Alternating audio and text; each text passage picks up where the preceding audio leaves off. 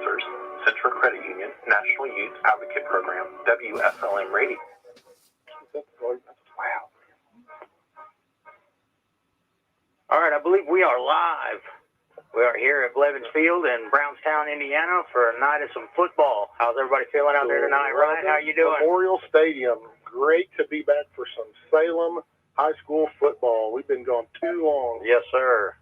Beautiful night for football here in Brownstown, where we're taking on the undefeated Brownstown Central Braves, who are 3-0 on the season. Your Salem Lions are the visitors. We are also undefeated. Undefeated. Big 1-0. And we are also 1-0 in conference play, just like Brownstown is 3-0 in conference play right now. 2-0. 2-0. Yeah, they played Madison last week. That's right. Really good game playing Madison. Beautiful night for football. We got a large turnout here from our Salem Lions fans. 77 degrees, sunny, barely a breeze. You couldn't ask for any better weather for football. There's hardly a cloud in the sky out here. We're ready. We got the marching band out here entertaining everybody right now. Our boys are, getting their stuff on and getting ready to go out here. We got our fans across from us. That's a beautiful sight. There's just so many. Those stands are packed over there. Hardly any room to sit down. Yeah. This is I'm excited about tonight. This is going to be a true test to see how good we are. Of course, y'all heard what I said about North Harrison. I thought that would have been a closer game, so hopefully same thing happens tonight. Maybe we can throw that same juju on this game. Yeah. Well, Brownstown's definitely going to be looking for some payback for us beating them last year. So, they're going to bring their A game and maybe their A+ game. So we'll have to see how the night progresses and see what we got to do to make put another W in that column. Aggressive rates for first-time home buyers. Absolutely, yeah. They, Brownstown, they're still a little tee off at us, I believe, from last year. They've been stewing on it for a whole year, so they're going to come out with everything they got. They're going to be fired up. Equal housing. This thing's got a mind of its own tonight. we got some new equipment we're trying to get. And we've got Nate over here pushing on the buttons. Right, I'm going to push all the buttons until it goes right. But anyways, Brownstown, the other 3-0 on the season, 2-0 in conference. They're coached by Coach Reed May. He's in his 29th year of coaching, and he is 277 wins with 56 losses. I talked to him before the game and asked him what's been the biggest change that he's seen in all those 29 years in football, and he told me going away from the leather helmet to the no. That was the biggest change for him. Huh? Yeah, the biggest change was the leather helmet. No, Reed May, he's one of those like Bill Belichick. He's one of those guys you love to hate because he's always winning, but he is a darn good coach. Oh, I thought maybe you meant was a cheater. I didn't know what you were getting. I didn't know where you were going there, Brian. No, he's a very good coach. We're playing a Brownstown team. Last year, I think they were a little down. This year, they are definitely firing on all 8 cylinders. They have scored 40 points, at least 40 points a game in all 3 games they've played this year. It is going to be a tough one. They're averaging 85 reception yards per game, averaging 375 rushing yards a game, 7 sacks a game, 3 passing TDs. They average 8.1 yards per play, just to put that in perspective. Just to kind of show you how equal we are, we're actually averaging 38 points a game, too. Actually, was it 39? 30, well, maybe it was 39. and we have yet to be scored on. That's right. So, we are in good position here. Your Salem Lions are coached by Coach Blair Thompson. He's in his 2nd season. He's got an 8.3 overall win rate.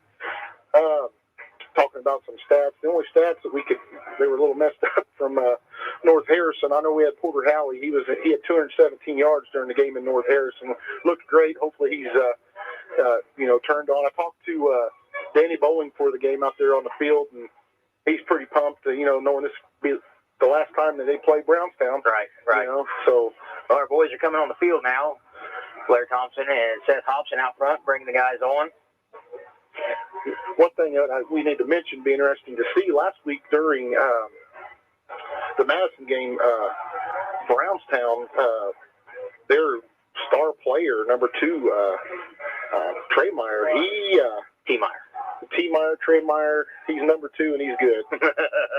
he's got 396 rushing yards this season already, and he got hit with a helmet-to-helmet penalty, got ejected. So we'll see if he's going to be playing tonight.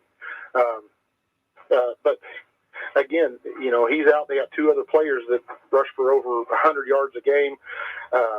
Defense, they've got number 51, a sophomore. Brannaman, I believe, is his name. He's got 4 sacks on the year, 2.3 per game. So this is going to be a dogfight tonight. Yeah, like I said, coming into this, there's bad blood, so it's not going to be easy. It's going to be an uphill battle, but just depends on what attitude we bring. We're going to take a commercial break so we can stand and honor our callers as they're playing the national anthem. We'd like to thank you all for tuning in to WSLM.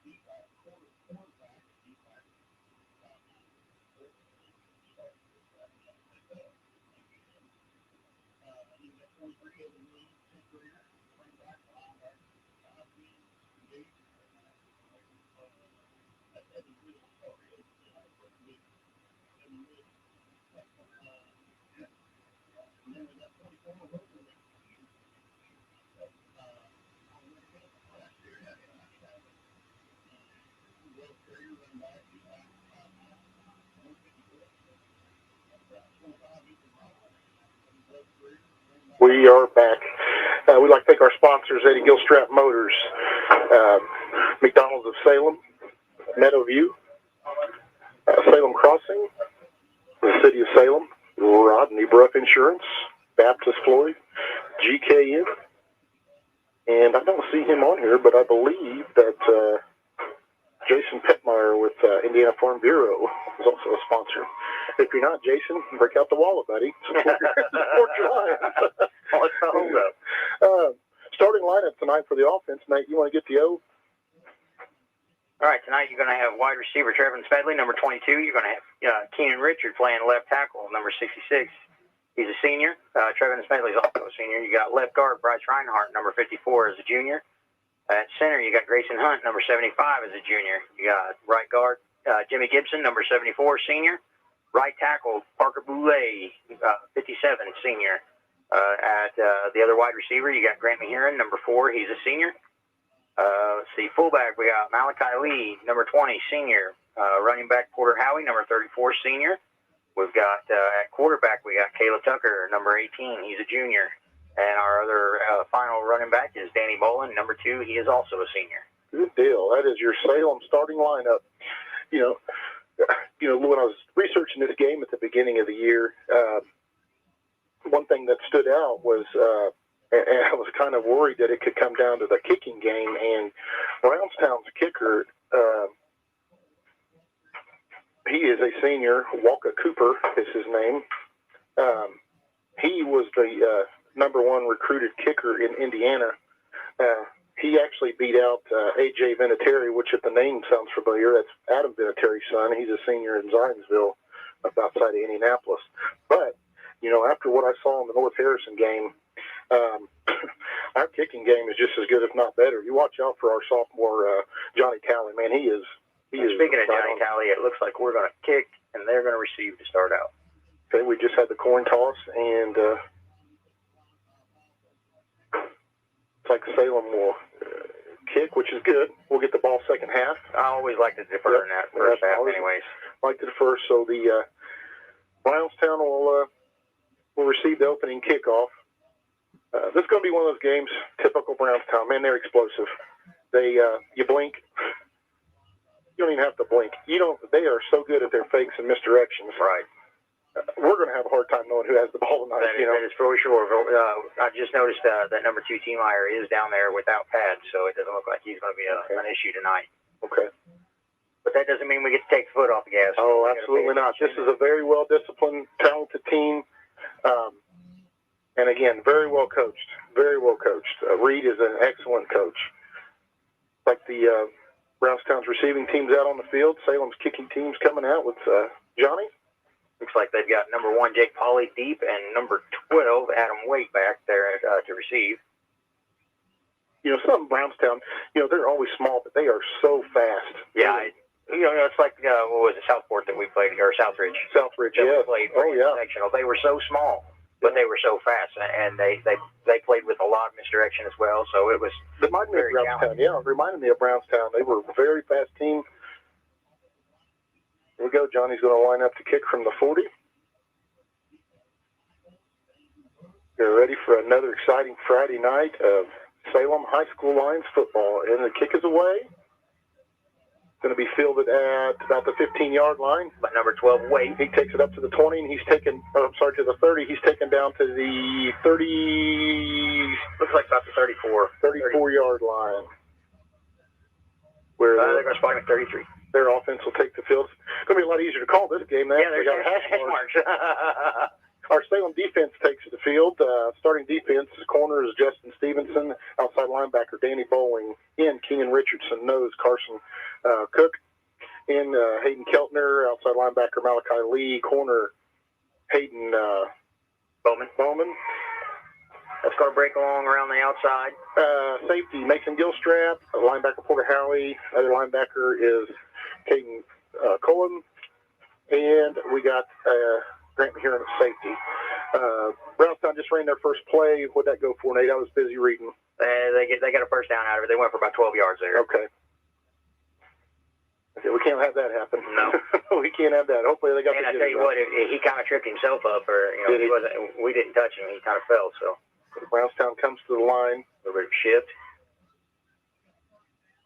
Watch the sweep here. They like to sweep. Oh, it's a pass play. He's going to drop back. He's looking. He's scrambling. He's taken down. He is sacked by, looks like 24 was in there. Keltner. Yeah, it was Keltner, and was that a solo sack there? I think he had a little help from Keenan Richardson right there. Yeah, I tell you where you had to help was that was a good secondary. That was a secondary sack. What that was, he had nowhere to throw. He got to scrambling around, and then the pocket collapsed on him. Right. Brownstown, they're going to line up.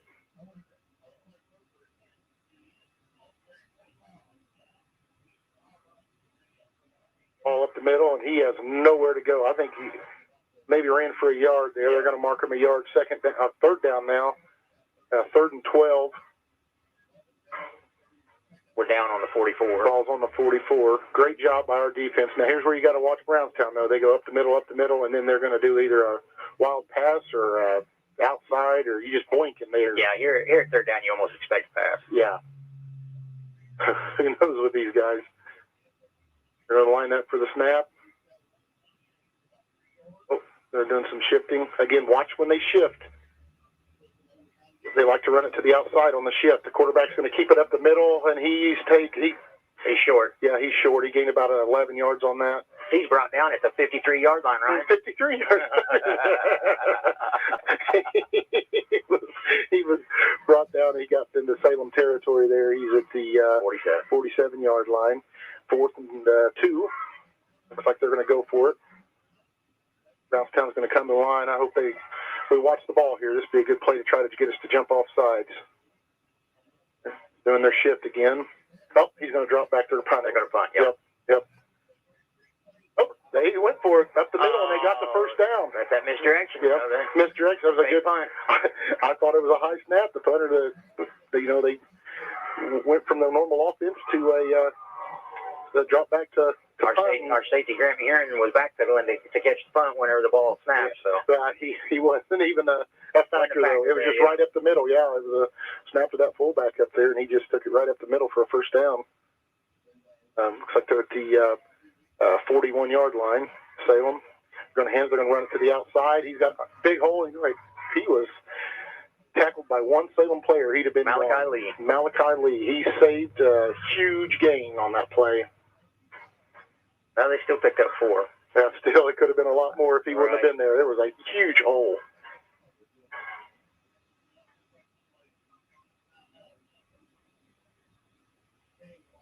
The scoreboard is saying that this is the 6th down, so. Actually, I think it says second. Well, no, they had it. They just changed it. They just flipped it around. Yeah. 2nd and 6. They're going to take the snap. Quarterback's got it up the middle. He's going around the edge. Oh, it's the edge. I thought the quarterback had it. Okay. They're good for another first down, it looks like. They're into the, I think there's a 29-yard line. We've got to stop these guys. Yeah, they're moving the ball way too easy on us. Way too many yards each play, so. Our boys need to get fired up. They kind of look flat out there. Yeah, they do. I haven't got to say Porter and Howie's name yet once tonight at all. Brownstown's going to come to the line. Got motion. Snap goes fullback right up the middle, and there's nowhere to go. Gained about 2 out of that. Got 2 yards. Down to the 29-yard line. 3rd and 10 on the 29. Kellner's a little slow getting out, but he's all right. What? That's not 3rd and 10. 3rd and scoreboard wrong. Yeah. Like I said, it was 6 down a minute ago. Looks like it's 3rd and 6, maybe.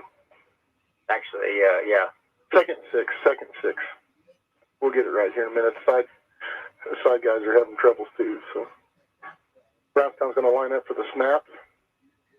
Motion. Quarterback's going to keep that one. Up the middle, and he's taken down after a 2-yard gain. Yeah, we need to get fired up out there. Yeah, we're just flat. Yeah. We are just flat. We can't be flat against these guys. No, I know we've had a couple of weeks off and we're a little rusty, but we got to shake that off and get going. Yes, we do. 3rd and 5. 7:15 left to go in the first quarter. Brownstown still got the ball in their opening drive. Town lines up, send the man in motion. They're going to do looks like a counter play right up the middle, and that's good for another Brownstown first down. They're inside the 15-yard line. Looks like they're about the 14-yard line. Yep. First down, Brownstown. Come on, boys, get fired up out there.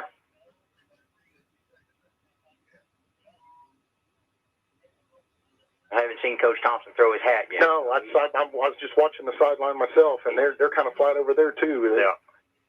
Maybe they've got a game plan that we don't know about. That's right. Brownstown sends a man in motion. Quarterback's going to keep the ball up the middle, and they're just gaining at least 3-4 yards a play. That was a good 5-yard gain. They're chipping away at us. Yeah, they're moving it way too easy. It's going to be 2nd and 5. They're going to call it 2nd and 6, but it looks like 2nd and 6. 15 to go, first quarter. Then Brownstown still got the ball, their opening drive. We have definitely got to get going here. Brownstown takes the snap. They're going to hand off, run to the outside, and it's going to be a touchdown, Brownstown. Yeah. Good for 10-yard touchdown run by Brownstown. It was just a run to the outside. Yeah, there was nothing real special about that one. It just, Yeah, it was. After the center snapped it, he kind of dove across the hole there to kind of make it look like he was going up the middle, and they just popped it to the outside, and there was a huge wide gap to the outside. Green field on that other side. Yeah. They're going to line up for the point after. Ball's down, kicks up, and it is good. Take a commercial break. There's 5:57 left to go in the first quarter, and Brownstown leads your Salem Lions 7-0.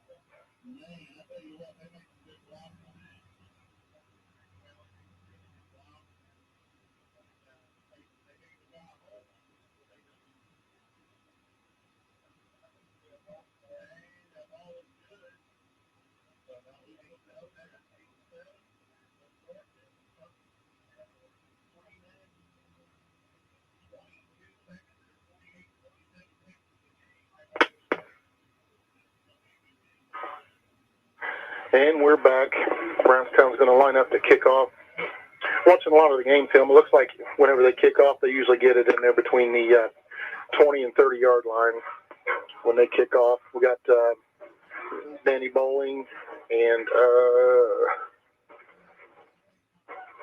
Travis Smedley. He received it at about the 10-yard line.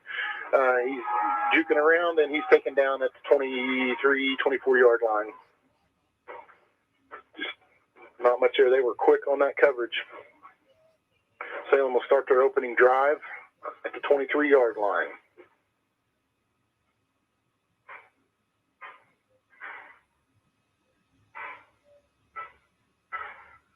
Okay, now hopefully we can move the ball on them like they did us. Salem's going to come to the line. Tucker shotgun formation. Split backfield. Hand off to Porter Howie up the middle. Porter Howie runs it for a good 7-yard gain there, right up the middle. That was a nice play. Yeah, that was a great run there. They're going to give him 8 on that, I think. Yep, 8-yard run. No, 9. Oh, we got a good spot on yeah, I'll take it all 9. Second one. Ryan, it looks like our commercials are not going through, so we're going to have to we're going to improvise here a little bit. You got a pretty good singing voice, don't you? Maybe you can. Well, I got an excellent singing voice. Salem's going to come line shotgun formation, single back, hand off Porter Howie. He takes it to the outside, and he's taken down at right about the line of scrimmage. No gain. They're giving a little bit there. They're calling this first down. Yep, they're moving it. First down. Yep. Of course, when you only needed one, that was a good little run by Porter. So it's 1st and 10 from the 32-yard line. Salem's going to come to the line. We got about 5 minutes left to play in the first quarter here. Shotgun formation, split backfield. Porter Howie and Danny Bowling. Danny Bowling gets the handoff. He runs it to the outside. He gains a handful. He got about 3 yards on that.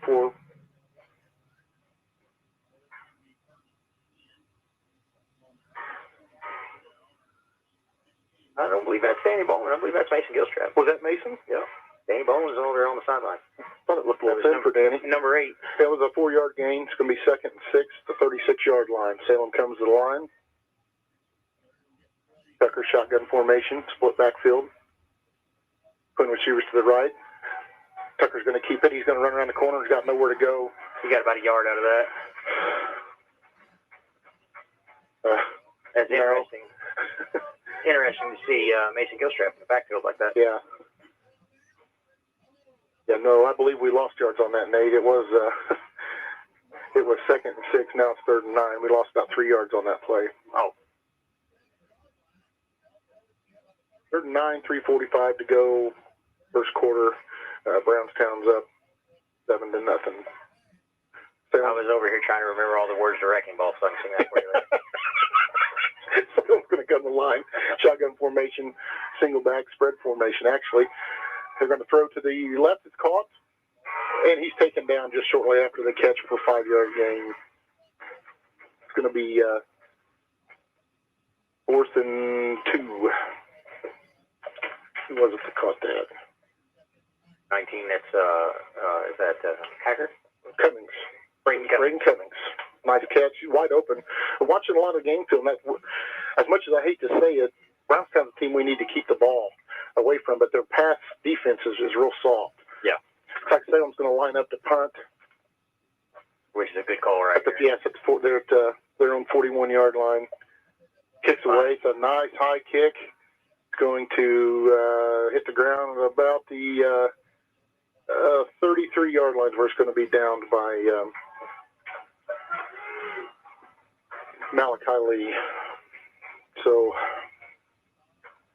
1 first down on that drive for us, and then we had to punt her away. So Brownstown was going to start their second drive of the game on their own 32-yard line. Yeah, it's time to play some defense, boys. Yeah. We can't be standing out there flat-footed and expect to win up here.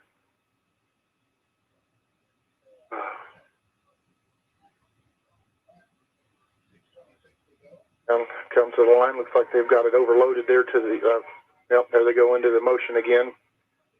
It's hard to pin down what they're doing. Yeah. Brownstown takes a snap, hands off, into round.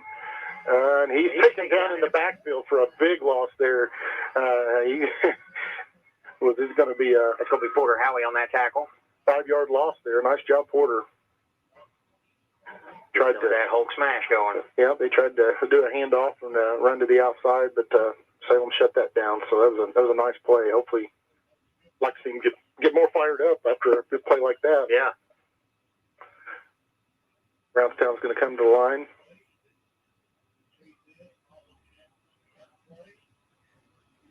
The snap, quarterback right up the middle, untouched, and he's taken down after about a 6-yard gain or so. More than that 7-yard gain. He just right up the middle. That's not like us. No, you don't run up the middle on us. Normally you got a face full of Caden Cologne and Porter Howie trying to come through our middle. Yeah, that was too wide open. 3rd and 3. But there again, they're showing you one hand and playing with the other. Yep. 3rd and 3 ball on the Brownstown 39-yard line. Brownstown lines up for the snap. Send a man in motion. They're going to hand off to the motion man. He's going to try to take it outside, and that is... he breaks the tackle, and he makes a first down. I thought we had him in the backfield, but that second effort, he broke free and made a first down. Yeah, we've got to do better with our tackling. That first contact, we've got to make that stick. We can't let that drag out. Got to wrap up. You got to wrap up. Team tackle. Wrap up and... I'm concerned because I'm not seeing any enthusiasm out here. We are... disconcerting. It is. We are flat. Need a big play maybe to fire us up. We had that big play for a loss, and I thought that might fire I thought maybe that would fire him up myself. Brownstown comes to the line, takes a snap. Quarterback's going to drop back to back. He's looking, he's scrambling out, and he's avoided a sack. He's being chased by Mason Gilstrap, Porter Howie. And he's run out of bounds at for another first down at a 44-yard line. Yeah, I don't like that we're chasing them. We need to get out and push them to the back towards the middle there, or chase out of bounds to Danny Bowling and Porter Howie. Yeah, that's another first down at the 45-yard line. You're never going to run these kids down. They're too fast. No. You've got to get out ahead of them and get that angle on them. Yeah. I know a lot of the drills, and I'm sure Coach Thompson does it, is they would assign a man per man, and they would give them a quarter, and you got to, because even up here, it's hard to tell who has got the ball. Right, these guys. Well, that's what I was just thinking a minute ago. As confused as we are, just imagine them when they can only see 2 or 3 of the kids at a time. Brownstown takes a snap. They hand it to the motion man, runs to the outside. He's going to be taken down right at the line of scrimmage. They're going to give him a yard on that. Close enough to the line of scrimmage. Yeah. It'll be 2nd and 9. 30 seconds to go left here in the first quarter.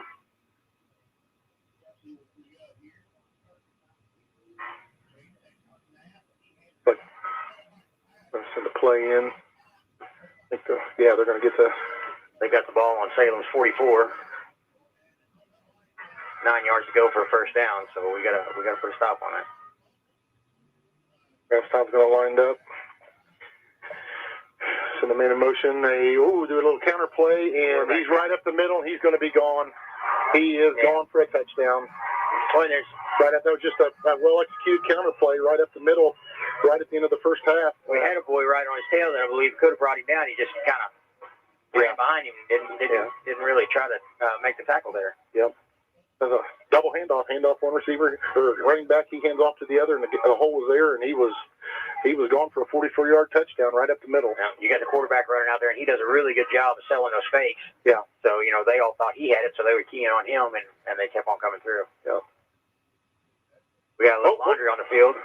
Thank God. It looks like that one's coming back. Looks like we got a block in the back on Brownstown. They're going to call that one back. So we caught a break on that one. Yes, sir.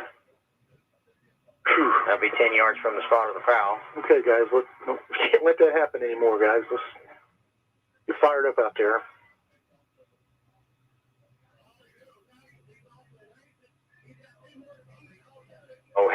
Half effort chase there just wasn't going to get it. We can't do that.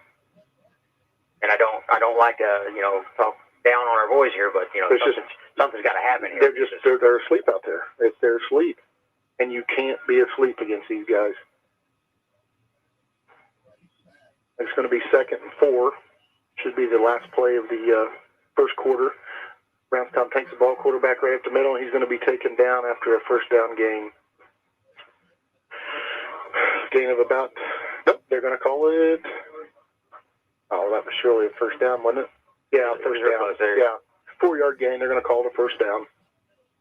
Well, they're going to measure. Yeah, no, they're going to move it because, are they going to, no. Yeah, they're going to bring the chains out. Okay. Nope, that's what I'm saying. They're just moving, flipping the field, so. Yep. So that'll be the end of the first quarter, and we narrowly escaped a 14-0 first quarter. We're 7-0. Brownstown leads, got their ball on their second drive of the game. And again, they're just making it look easy to move the ball. They look, they're doing to us what we did to North Harrison. Yeah, it looks like they're catching us, flat-footed, standing still. And, I don't know, we're going to have to get some fire out there, that's for sure. Yep. This isn't going to cut it. This does not look like that team that we had no, it does 2 not. or 3 weeks ago at North Harrison. Must not be hot enough for them or something. That was a hot game. Yeah, it sure was. It sure was. Especially since they don't have no air conditioner down there in that booth. We still got 3 more quarters to play, though. It's still early. We still got to turn this around. Make some adjustments, get fired up. But that's the key. We're going to have to get fired up. We're going to have to do something. We are.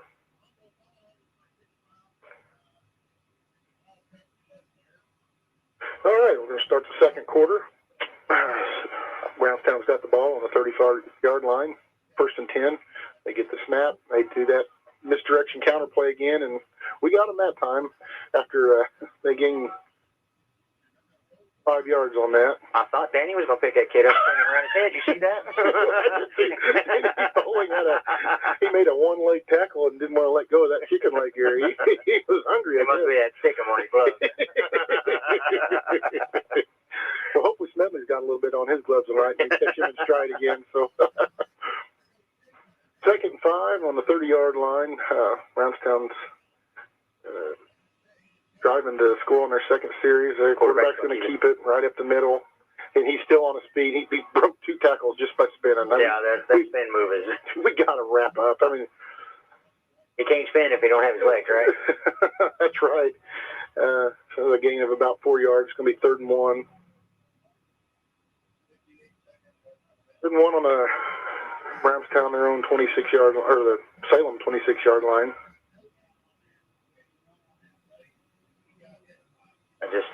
Just under 11 minutes left to play in the half. In the man in motion, they're going to run it right up the middle, and they got the first. He was not going down. He was in a pride of life. Did you see how high we were, though? Yeah. And it was obvious because he did not go down. Might be a little bit of jaw jacking going on out there. Good. We need that. We need to get fired up. Those Brownstown, they're going to get another first down. They're on the Salem 21-yard line. 2 to me. Scoreboard says 21. I believe you were right. Brownstown's going to send a man in motion, and they're going to snap it right to the fullback, right up the middle. And he's no resistance at all. Yeah, that was a 15-yard run right up the middle. He didn't get touched until he got the second. Yeah, that was just moving it way too easy. Yeah, they've got some bad blood in their mouth from last year getting beat by Salem. Well, we said that. We said, they're going to have to come out here and really put it on them because this ain't getting it. Brownstown's going to have the ball, 1st and 1 to go at the 9-yard line. 10 minutes to go left in the half. First half. Brownstown lines up. Send a man in motion. Quarterback's going to keep it up the middle. And he's taken down after a couple. Yeah, 2 or 3 there. Yeah.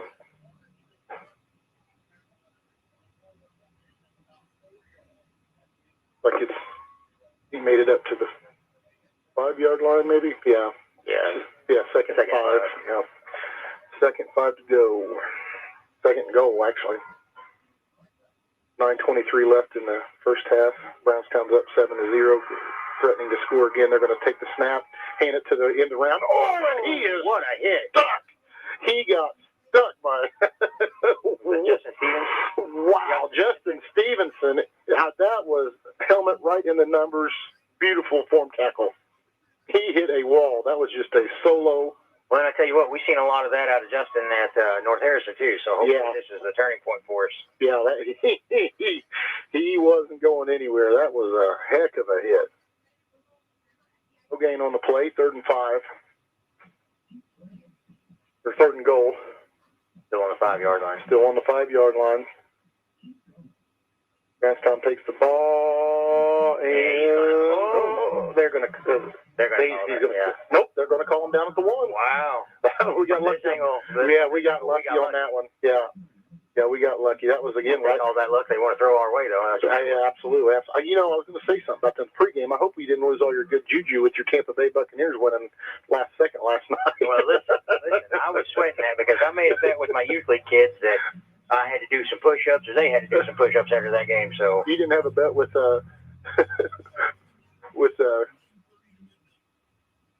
Meds. Yeah, the Cowboys fan.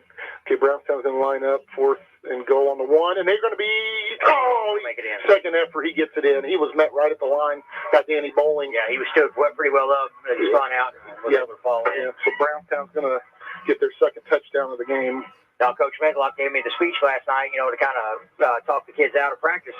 And I told them they had homework to go home and watch the Buccaneers beat the crap out of the Cowboys. And about that time, it was not my turn to speak anymore. I was on the road going to Detroit last night and listening to the game. That was a good game. Yeah, it was a nail-biter. Brownstown's going to line up for the point after. Kicks down, it's up, and it's good. So your Brownstown Braves lead over your Salem Lions 14-0. We got just under 8 minutes left to play in the half. We'd like to thank all our sponsors. We apologize for the technical difficulties, but our sponsors tonight are Eddie Gilstrap Motors, McDonald's of Salem, Meadowview, Salem Crossing, Rodney Bruff Insurance, Baptist Floyd, City of Salem, and GKN. We'd like to thank you all very much for sponsoring WSLM 97.9 FM. Without your support, we wouldn't be on the radio. We've got a couple more new sponsors tonight. I'll get those brought up here in just a second and make sure that they get their due time tonight.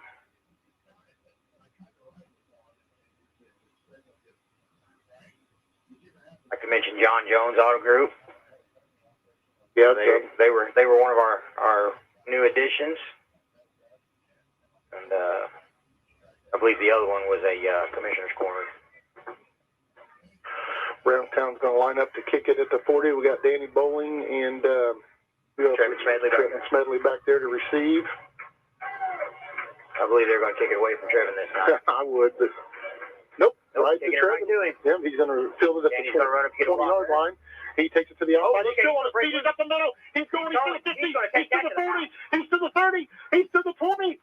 And touchdown, Lions! Good job, Travis Smedley. Woohoo! Yes, sir. Right up the middle. That's one that we like to call old Trayvon Smeasley. He ran that one down. There wasn't no referee going to chase him down this time. Well, I don't know if that fired the boys up, but it did me. We sure needed that. Right. Yep. We are back in this. It's 14-6 now. Boy, and they are not happy about that one, are they? Trevin Smedley takes it for an 80-yard touchdown kickoff return. Yeah, buddy. Salem's going to line up for the point after. Here's Johnny. I'm looking across the way there trying to find Trevin's dad. Ball snaps out, ball's up. And it's good. Salem on the board. Oh, nope, I found him. They marked the points for Brownstown. They had 15-6, but yeah, they got it right now. 14-7, Salem, 7:43 left to go in the first half. What a run, right up the middle.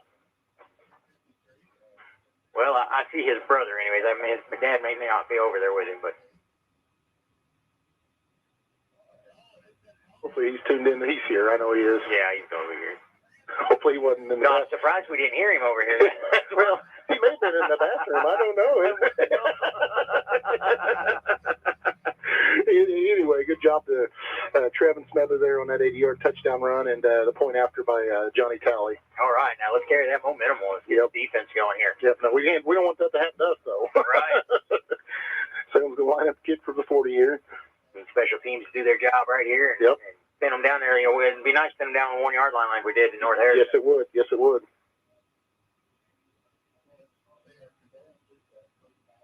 Of course, we were on the receiving end of that. Porter Howie busted loose for an 88-yard run. Yep. Boy told me he held his breath the whole time on that run. I was like, well. So did we. Yeah. You were not alone, buddy. If he'd been breathing, he'd have got that extra 20 yards with his scored. And there's Salem's going to kick. The ball is up. A nice little flat kick there. It's fielded at the 10-yard line by Brownstown. He's going to be taken down at the 30-yard line. Nice hit. Nice Good hit. Looks 53 like, there. That's Caden Cologne. Cologne, yes. Caden Cologne. Nice single solo tackle there. That fired him up, too. Yeah, buddy. Maybe it just took us a quarter to wake up. Yeah. Maybe, like I said, maybe that was part of our game plan. We're going to let them think they got something, then we're going to turn it on. Time to play some defense, boys. That's right. 7:38 to go in the half. Boy, that was a beautiful touchdown run. Oh, that was right. That was just right. Nobody even touched him. No, nobody even touched him. He was gone. Brownstown's going to start their third drive at the 30-yard line. They take the snap. They're going to run it to the outside, and he spins, taken down by a pride of Lions after a 5-yard gain. Looks like he was popped by Justin Stevenson, and Mason Gilstrap was a secondary hit and brought him down. We just can't. We're giving up 5 yards. You know, like I said, the pregame they average 8.3 yards. I think it is statistically per play, and we got to stop that. Second and 5 at the 35-yard line. Their own 35. They're going to take the snap. Quarterback's going to keep it. And he's going to be taken down in the backfield by Malachi Lee. What a solo tackle by Malachi. He got right through that line. Nice tackle for a loss there. Lose about 3 yards on that play. It'll be 3rd and 7. I think they have woke up the lion there. So it says 3rd and 7, but it's 3rd and 9. Yeah. Yeah, they fixed it. Ball's on the 31-yard line. Brownstown's on 31-yard line. They're going to take the snap. They're going to do that counter play.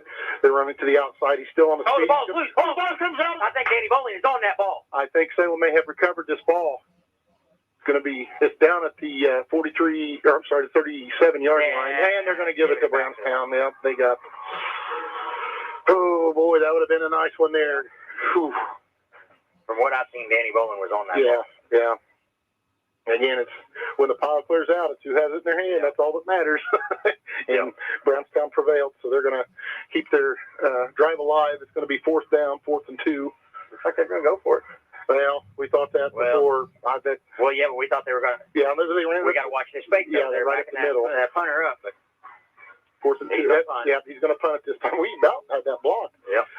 Ball's going to be landed at about the 30-yard line. It's going to roll to the 29. They're going to mark it at 28-yard line where Salem will start their drive. All right, we'll take that. We got 5 minutes and 29 seconds to get down and score, and then we can get the ball after half, drive down and score again. We'll get the lead. That's the plan. That's the plan. That's the idea. I'm going to text Coach and tell him that. Yeah. If this wasn't your idea, here's what me and Ryan think. Yeah, we need to score, and then I think we'll win. Yeah. If we score more than the other team, then we should win this game. We had a little longer on the field there. Oh, we did, didn't we? Like Reed I think they're waving it off. I don't know. Reed's pretty upset out there. He's fired up. Oh, yeah. He's whatever that penalty was, they waved it off, and he didn't like it. No, he didn't.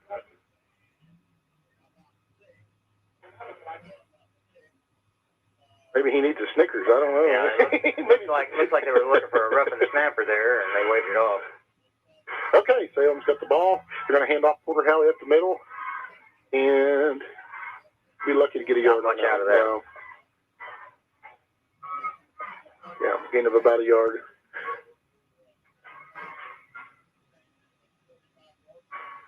Second and 9. Salem's got the ball on their own 29-yard line.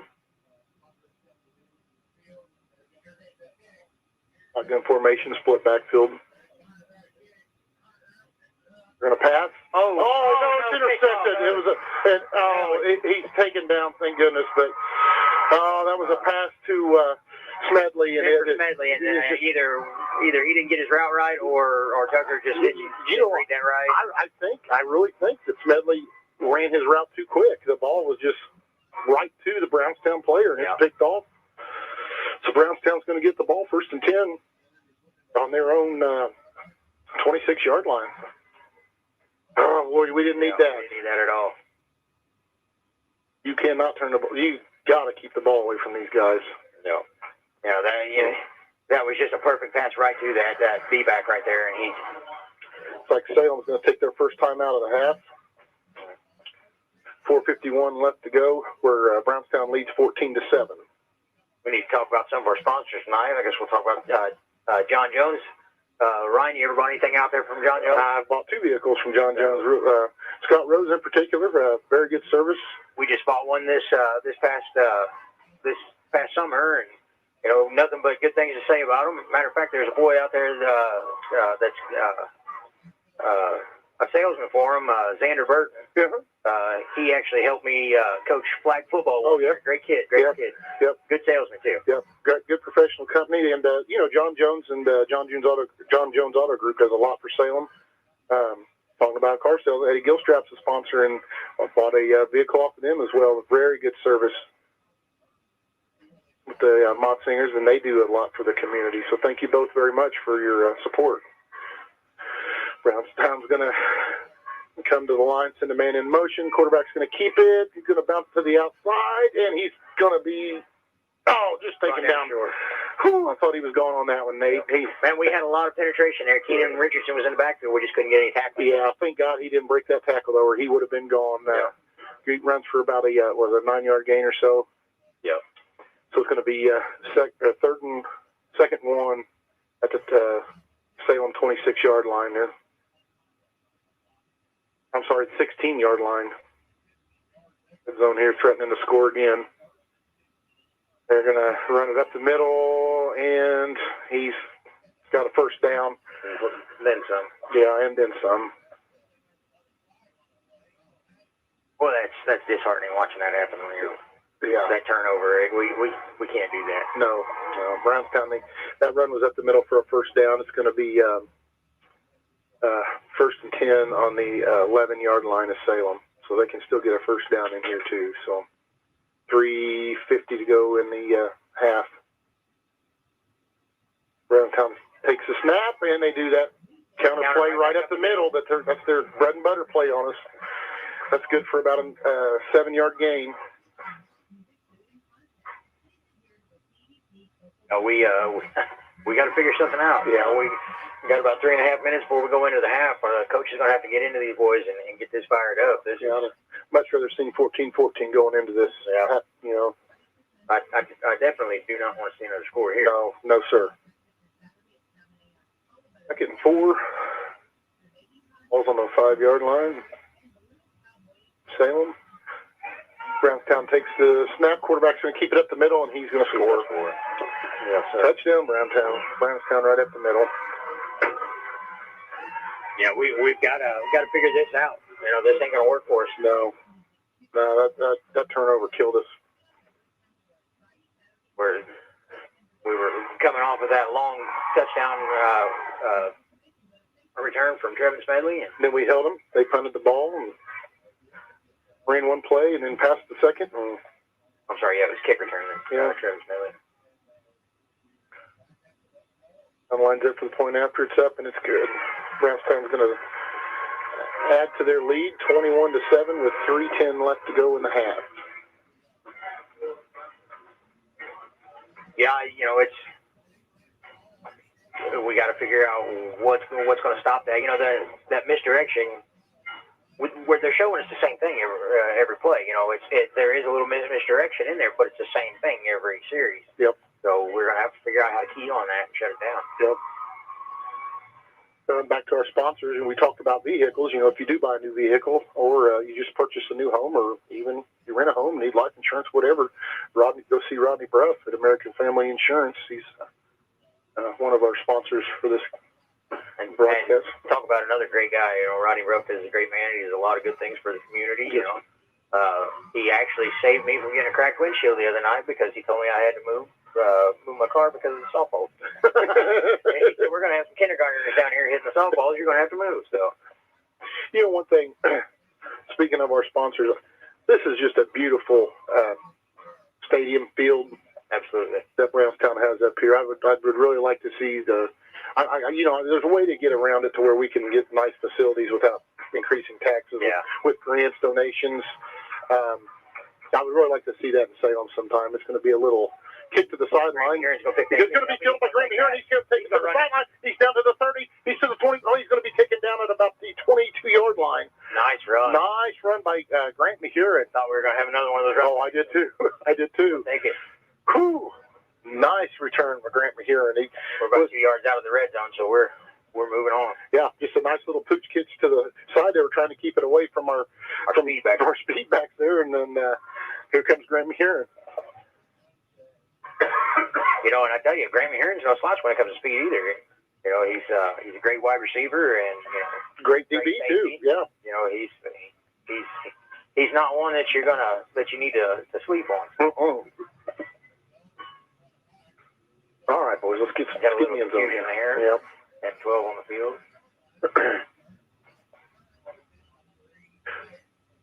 Salem's going to start their drive 1st and 10 on their own, or on the Brownstown 23-yard line. They said 23. I don't know. They did spot 23. Yeah. Salem lines up, shotgun formation, twin receivers. They're going to hand off to Danny Boley up the middle, and he does not want to go down. He's still fighting. He's going to be. They're going to forward progress there at about the 16-yard line. Nice little run by Danny Bowling. Yeah, that's more like what that's our boys there. That's a nice little 6-yard run there up the middle by Danny Bowling, and that was all heart there. Yeah, buddy. You know, he had 2 yards, and then he just kept driving those feet of his. And Salem lines up, shotgun formation, split backfield, twin receivers to the right. Hand off to Porter Howley. He's going to take it to the outside, and again, he's not wanting to go down. He's going to be about a yard shy of first down.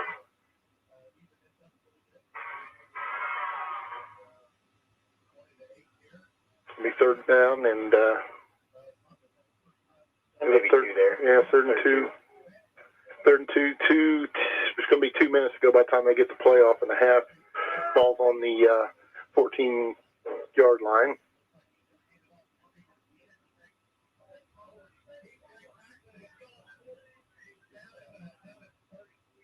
Lines up, shotgun. Hands off to Danny Bowling. He's going to definitely get that. Yeah, he got the first down right up the middle. He thought about taking it to the outside, and he was like a little Barry Sanders and did a little misdirection back and cut up the middle. And you know, and now that you say that, he runs a lot like that. He does. He's got that low profile, real stout. Yeah. 1st and goal, Salem to 9-yard line. 1:30 left to go in the half. Maybe even a little reminiscent of Emmitt Smith. Yeah. Salem takes a snap. Tucker's going to keep it. He's going to run to the outside. Oh. He gains. That's a pretty decent run. Yeah, that was a decent run. Gained about 4 yards on that. You know, he was 3 held up back here in the backfield and still got around and got out there and made something out of that. Yeah, again, that was all effort. They had that first contact, just kept driving those legs. We're down to a minute to go. Should be at 2nd and goal now, right? 2nd and goal, at the 6-yard line.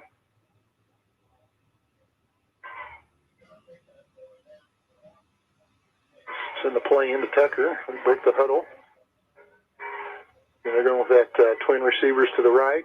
Split backfield. Ball snap. They're going to throw to the end zone. To Smedley. Touchdown! Touchdown! Pass interference. Touchdown, Travis Smedley. That was a beautiful. He caught that on his outside shoulder. Over top of the kid's head. Over top of the kid's While the head. kid was pushing on. In the air, while the kid was just all him in the end zone, and he held on to the ball for a Salem touchdown. We are definitely going to decline that penalty. Absolutely. Oh my God, they're calling a false start on Salem. That's going to come back. And then they called the then they called the pass interference, so it's offset penalty. They're going to replay the down. Get out. Oh my goodness. Tragic. My goodness. So take those points off the board. 40 seconds left to go. I never seen a flag. I didn't either. Okay, come on, boys. Let's that don't make a whole lot of sense to me.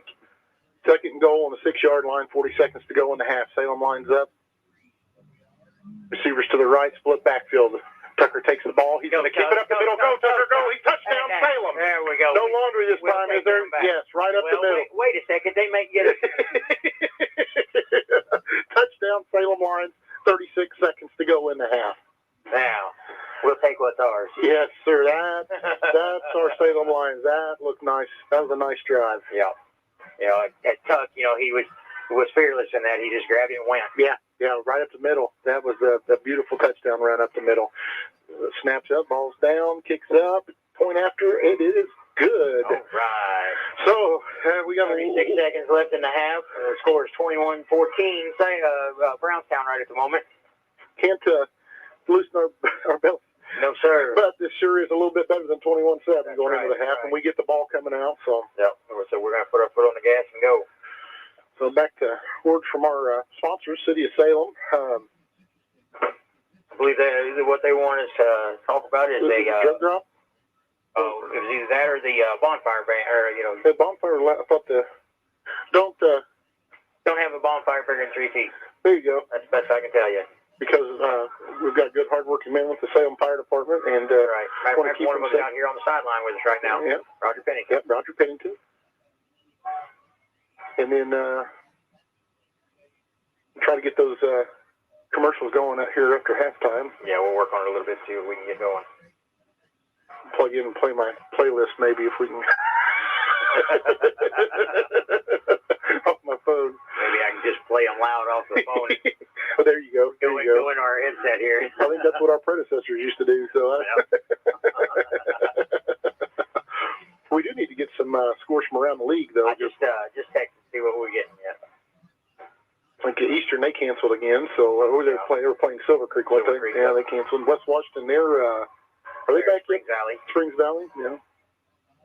And I'd like to send our condolences out to Jeremy Lowry and his family. His mom passed away this week. As Brownstown fields the ball at the up the 10-yard line, he muffed it, picked it back up, and runs it to about the 25-yard line. Yeah, Lowry's just a great family, and Yeah. Hate to.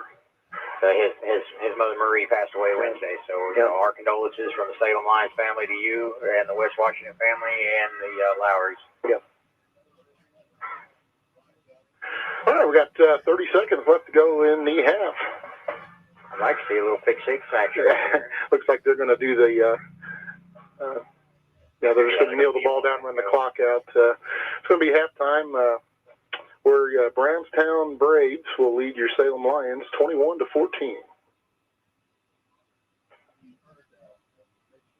Well, I wonder what that discussion is going to look like whenever they get into the locker room, Ryan. Hopefully we come out with the intensity that we've played, especially the end of that second quarter. Yeah. That first quarter, let's just write that off as a loss and move on from that. Yeah. That's where I call that part of COVID protocol. We're still working our way back in. That's right. Yeah, the boys are running off the field, and most of the boys we got to have a couple of them on there till the clock runs down. But they're walking off now. Going to go have a talk with Coach Thompson and see how that works out for them. Going to have to make some adjustments and get after it and play with a little more intensity than what that first quarter was. We'll try to Rodney Ruff there. He went. Coach Bond. We'll try to get you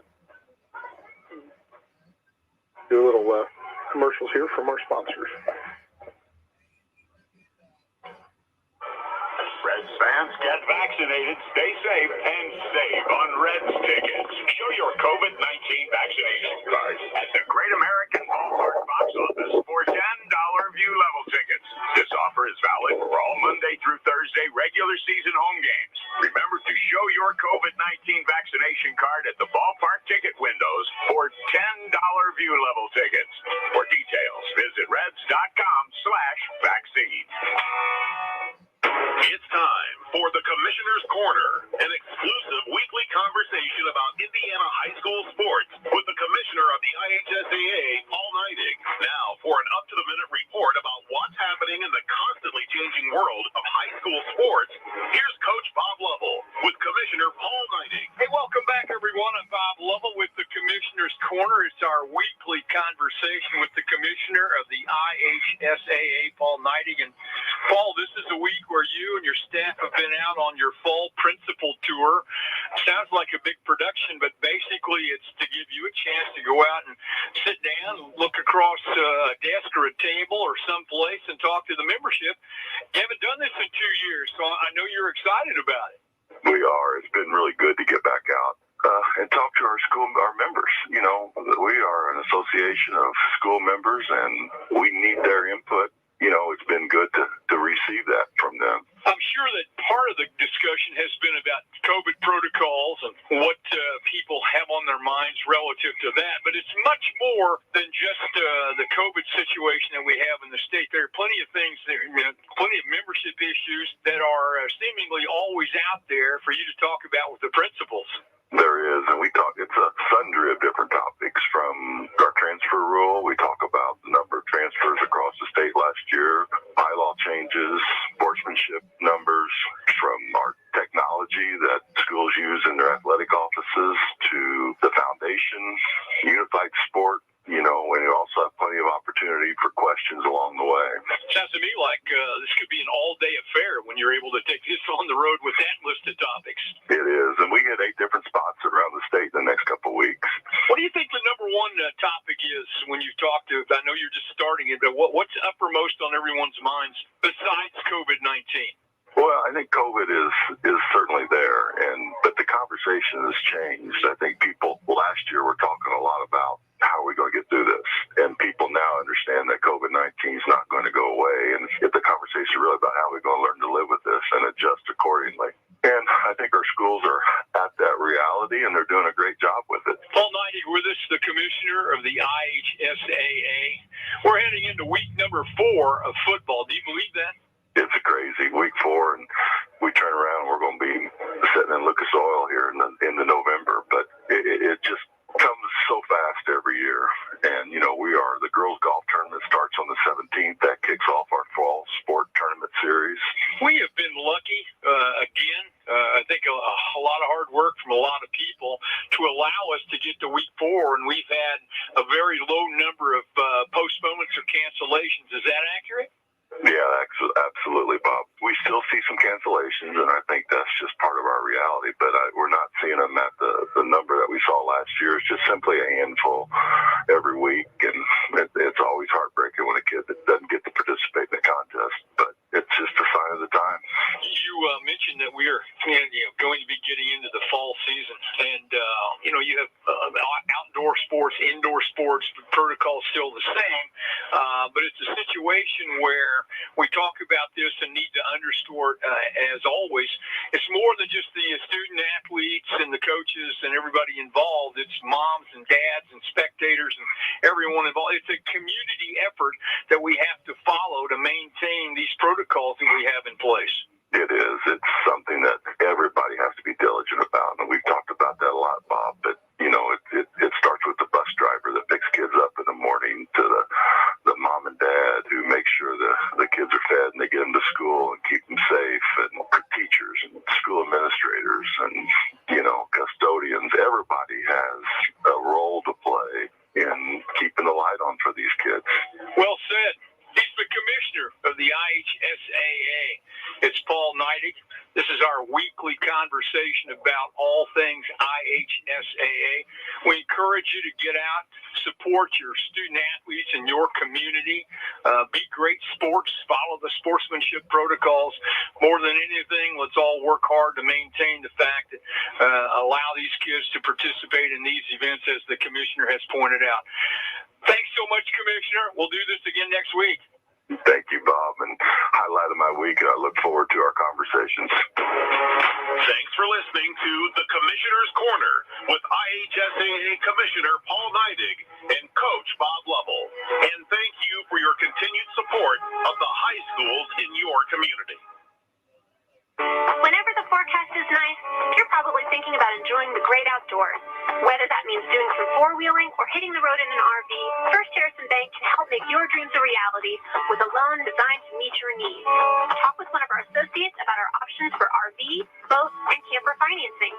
If you're looking for a great auto loan, we can help with that too. To get started, just visit us at firstharrison.com. Keep it easy, keep it local. Subject to credit approval, member FDIC, equal housing lender. Keep playing. Keep working. Keep going. And keep moving. With the unmatched orthopedic care at Baptist Health. With a best-in-class team and procedures you won't find anywhere else in the region. It's no wonder most people choose Baptist to help them keep on. Keeping on. Visit BaptistHealth.com/ortho to find a Baptist Health provider. See Celebrity Home Loans in Salem, where everyone gets treated like a star. Come experience the star treatment with us. You'll never go back to the ordinary home loan experience again. Stop in today and see Dennis Baxter, branch manager of the Salem office.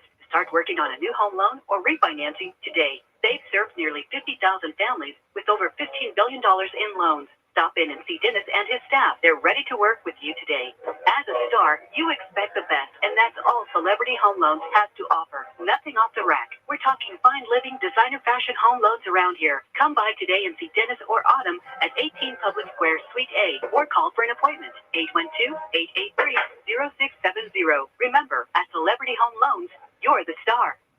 Hi, I'm Justin Green, Mayor of the City of Salem. Go Salem Lions. If you're planning that bonfire during or after the football game this fall, please use caution. I want to remind you to be safe around your bonfires and avoid starting any fires during extremely dry conditions.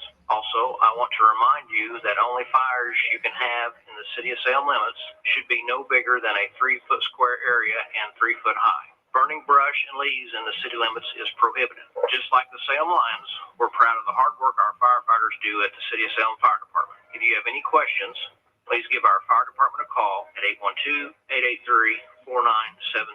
Thanks. Hi, I'm Justin Green, Mayor of the City of Salem. Too often, unused prescription drugs find their way into the wrong hands. That's dangerous and often tragic. According to a 2019 national survey on drug use and health, statistics show that a majority of misused prescription drugs were obtained from family and friends, often from the home medicine cabinet. That's why it is great to see folks from across the city clean out their medicine cabinets and turn in safely and anonymously their prescription drugs at the City of Salem's drop-off site inside the local police station. If you need more information on this free service of the City of Salem, please give the Salem Police Department a call at 812-883-5100. Let's tackle these unused drugs and make the city safe. Thanks. Wouldn't it be great to find a dealer that puts their customer satisfaction over their profits? Well, you have. Betty Gilstrap Motors in Salem, Indiana has been your hometown Ford dealership for over 80 years. No hassle, no pressure, and ranked in the top 6% nationwide for customer service. Specializing in Ford, Chrysler, Dodge, Jeep, and Ram, Betty Gilstrap Motors is your one-stop shop for your sales, service, and auto body repair needs. Visit us today at EddieGilstrapMotors.com or come see us at 207 South Main Street, downtown Salem, Indiana. Stevie Motsinger here with Eddie Gilstrap Motors, cheering on our black and gold. Go Lions. Things change. Insurance should too. Jason can help to see if you're covered for life's constant changes. Call Jason Vetmeyer, your Washington County agent, at 812-883-2995 or visit infarmbureau.com. Are you shopping for a new home or looking to refinance at today's interest rates? FirstHarrisonMortgage.com should be the next stop in your rate shopping. It might just be your last. First Harrison Mortgage offers aggressive rates for first-time home buyers as well as VA, FHA, USDA, and conventional mortgages. You can even get pre-qualified now to know how much home you can afford. Visit firstharrisonmortgage.com today. Equal housing lender. Come join the fun on Friday, September 17th from 6 to 9 p.m. The Washington County Chamber of Commerce is hosting their Friday Night on the Square Festival packed full of fun activities, cake shopping, and amazing food. This year we are expanding our footprint thanks to our Kids Zone sponsor, Success Mortgage Partners, and our gold sponsors, Central Credit Union, National Youth Advocate Program, Wslm Radio, and SMX Staff Management. For more information, follow us on Facebook or call Eric at 812-883-4303. If you're searching for a career, GKN can provide an opportunity for you. GKN Powder Metal in Salem, Indiana is your full metal shapes solutions provider. GKN is currently recruiting for CNC operators for 12-shift schedules, which is 3 days 1 week and 4 days the following week. You may apply in person Monday through Friday from 9 to 3. Starting wage is $18.45 up to $24.75 based on experience, plus 60 cents for shift premium for night shift and a full range of competitive benefits. Competitive wages and medical, dental, and vision insurance. Life insurance optional. Free short, long-term disability. Free life accident insurance, plus 401k savings plans with company match. Shaping powder metal into high performance and high precision components. GKN provides leading powder metal expertise and process experience to transform ideas into production. GKN is an equal opportunity employer. Sandra, tell me your favorite thing about Indiana high school sports. Well, Chris, as a fellow IHSA assistant commissioner, I don't know if I can choose just one. Tell me, what's yours? It's the little victories, the day-to-day achievements of student athletes, the real character-building stuff. Absolutely. One of mine as well. All the hard work off the court, field, the mat, the deck, those defining moments during practices, the crowd never sees. Exactly. And we don't celebrate those victories enough. We don't. And there's an even bigger victory we need to celebrate. That's right. We welcome fans back to high school sporting events across Indiana. So, buy a ticket to your high school's next athletic event. The schools and student athletes deserve your support. They need you in the stands now more than ever. This is your team. This is your community. This is your IHSAA. Chris, last year was a challenge. It was quite a challenge. But we overcame it. That's what life's all about. Overcoming challenges together. And I'm so proud of our entire state and our local communities for persevering through last year together. I'm Indiana High School Athletic Association Assistant Commissioner Carrie Schludecker. And I'm Assistant Commissioner Chris Kaufman. Last year, we learned something that high school sports have always taught kids: how to overcome challenges through discipline and teamwork. Our student athletes do it year in and year out. And last year, they did it with limited to no attendance. But this year, fans are back in the stands, and we want to see your enthusiasm. So we're challenging you, the fans, To buy a ticket to your school's next sporting event. and help the whole community persevere. This is your team. This is your community. This is your IHSAA.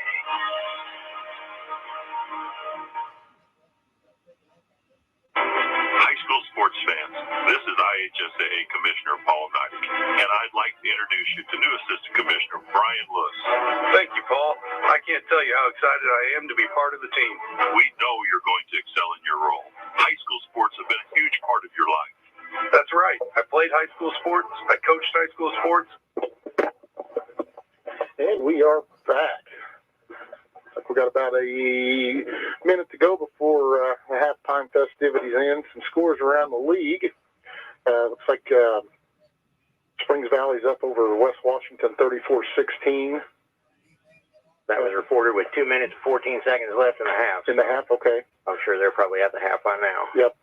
Of course, your Salem Lions are down. Wishful thinking.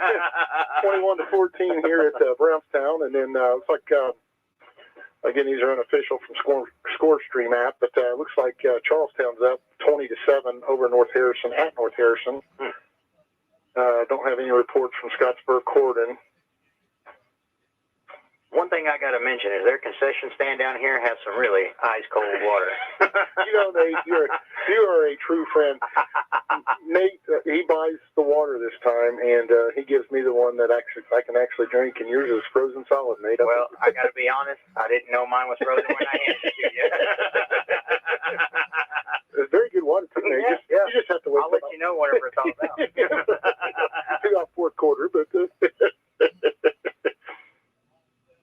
oh, let's see. I'm thinking about setting it down there beside the 51-yard line and see if it's fine.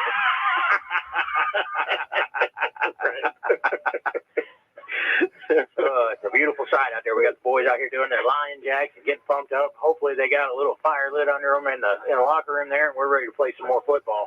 Yes, sir. Yes, sir. We need to start this second half the way we ended the first one. Yeah, a little more enthusiasm. Yep. We're gonna we'll receive here to start the second half. Got about 2:30 left to go before we kick off. Yep, getting them out here and getting them stretched out and shaking all the bugs loose. And hopefully we come out with that same momentum and with getting the ball here and we put our foot on the gas and never take it off. Yeah. I noticed the coaches going into halftime, they were all huddled up there. It looked like Coach Thompson was having even maybe a come to Jesus meeting with the coaches there. You know, y'all better figure something out. And great turnout. Those bleachers for the Salem Lions are packed. Yeah, it's so much so that we spilled over onto the grass there with some lawn chairs, and plenty of folks out there. We always travel well. That's one thing I love about our community. Great school spirit. Great school. Of course, that's one thing that I played with the girls' basketball team coming up to my old hometown in Newcastle. They played a couple years ago up there, and a big part of that was the travel, the community coming, and then they did in Newcastle. They had a huge turnout for Salem. Well, what do you think we're going to see here, Ryan? What do you think the adjustment's going to be? I look for us to do some what we kind of ended that half with. We've done a little. I think we're going to try to spread them out a little. We're going to need to. We're going to have to lean on our speed there on those edges, I think. Yeah. We're going to have to spread them out. I think we're going to have to air this ball out a little bit. I do too. Again, preparing for this game, watching game film, they're soft. Of course, we threw that interception, but we really haven't passed that many times. Yeah, but really that was on a little screen pass, and that wasn't what I would have expected to be the norm. Watching game film. A little flanker screen, running back out of the backfield, little passes like that. Again, with Brownstown, you've got to keep the ball away from them because they will just drive and they'll score. Yeah, and we've seen that tonight. Yep. So you keep the ball, eat the clock up. Even if you don't necessarily have to run it, you can do those little short passes to eat that clock up. But you just got to keep the ball out of their hands. That's right. No more turnovers, that's for sure. No more turnovers. Well, our turn now. Right. Our turn to get them. So we'll see what officials are out there spotting the ball. You said something about Belichick out there. They're out there feeling that ball, make sure it's well, I talked to Ethan, he's ball boy over there for Blair and my son. Give him the old wink. Yeah, I give him the old wink here. Yeah. So. The kicking ball you want way full. Yep. The throwing ball you want less full. What about that touchdown that Smith? I got called back on Smith. Man, that was just a beautiful for that to get called back on that lane call. That reminded me of that Southridge sectional championship game last year. That big 50-yard bomb to the end zone, Hail Mary, and called it back over. I think eligible receiver downfield or something. Yeah. We're kind of like the Raiders. We kind of get dinged on penalties a lot. We do. Okay, here we go. We're starting off the second half. And a little script kick, and it's going to be fielded by Trevin Smedley. He's going to take it at the 25-yard line. He's taking it to the outside, and he's still up. He's going to be taken down at about the 29-yard line. Yeah, they ain't taking no chances. Yeah, Brownstown, they came out with a little enthusiasm, and they stuck him. That's great effort on Smedley. Yes, sir. He didn't want to give him an inch. So Salem's going to They kicked that little worm burner there across the field and skipped a couple of times. Didn't know whether it was going to bounce or if Trevor was going to be able to get a hold of it, but he managed to. Yeah, he did, and was doing some juking and moving and twisting and shaking, and and one guy had a hold of him, and then the rest of the Braves came in. So Salem's going to start their drive at the 29-yard line. Oh, what we got going here? I'm out, Salem? I believe so. Well, Blair does not look happy. No, he's not. Coach Thompson. Some miscommunication there. Timeout Salem, so that'll be their first time for the half. Yeah. Hopefully it doesn't come down to where that burns us at the end of the game. You hate to use those so early. Yes, that's right. On something so silly as, just miscommunication on call. Yeah. Just got word Springs Valley is leading West Washington 40-16 at the half. Wow. Yeah, I hear that. I do too. That's, of course, everybody kind of knew that they lost a big class out there last year, and kind of a rebuilding year for them. But that's usually the other way around for West Washington. Yeah, well, I mean, they're adjusting out there. They're getting used to a new head coach, kind of a new program going, and so it may be a little rough getting going for them. Hopefully we'll get to meet them towards the end of the season there. Yeah. Regular season anyways. Okay, Salem's they're gonna start off like the end of the half. They got twins to the right. Tucker's gonna take the ball. He's gonna pitch it to Danny Bowling. He's to the outside. He's still on his feet. Oh, good. He takes it to the outside and runs for. Looked like he ran for about 20, but he only got 4 on it. But yeah. But we'll take it 4 yards ahead. He ran 100 yards on that play. It was just sideline.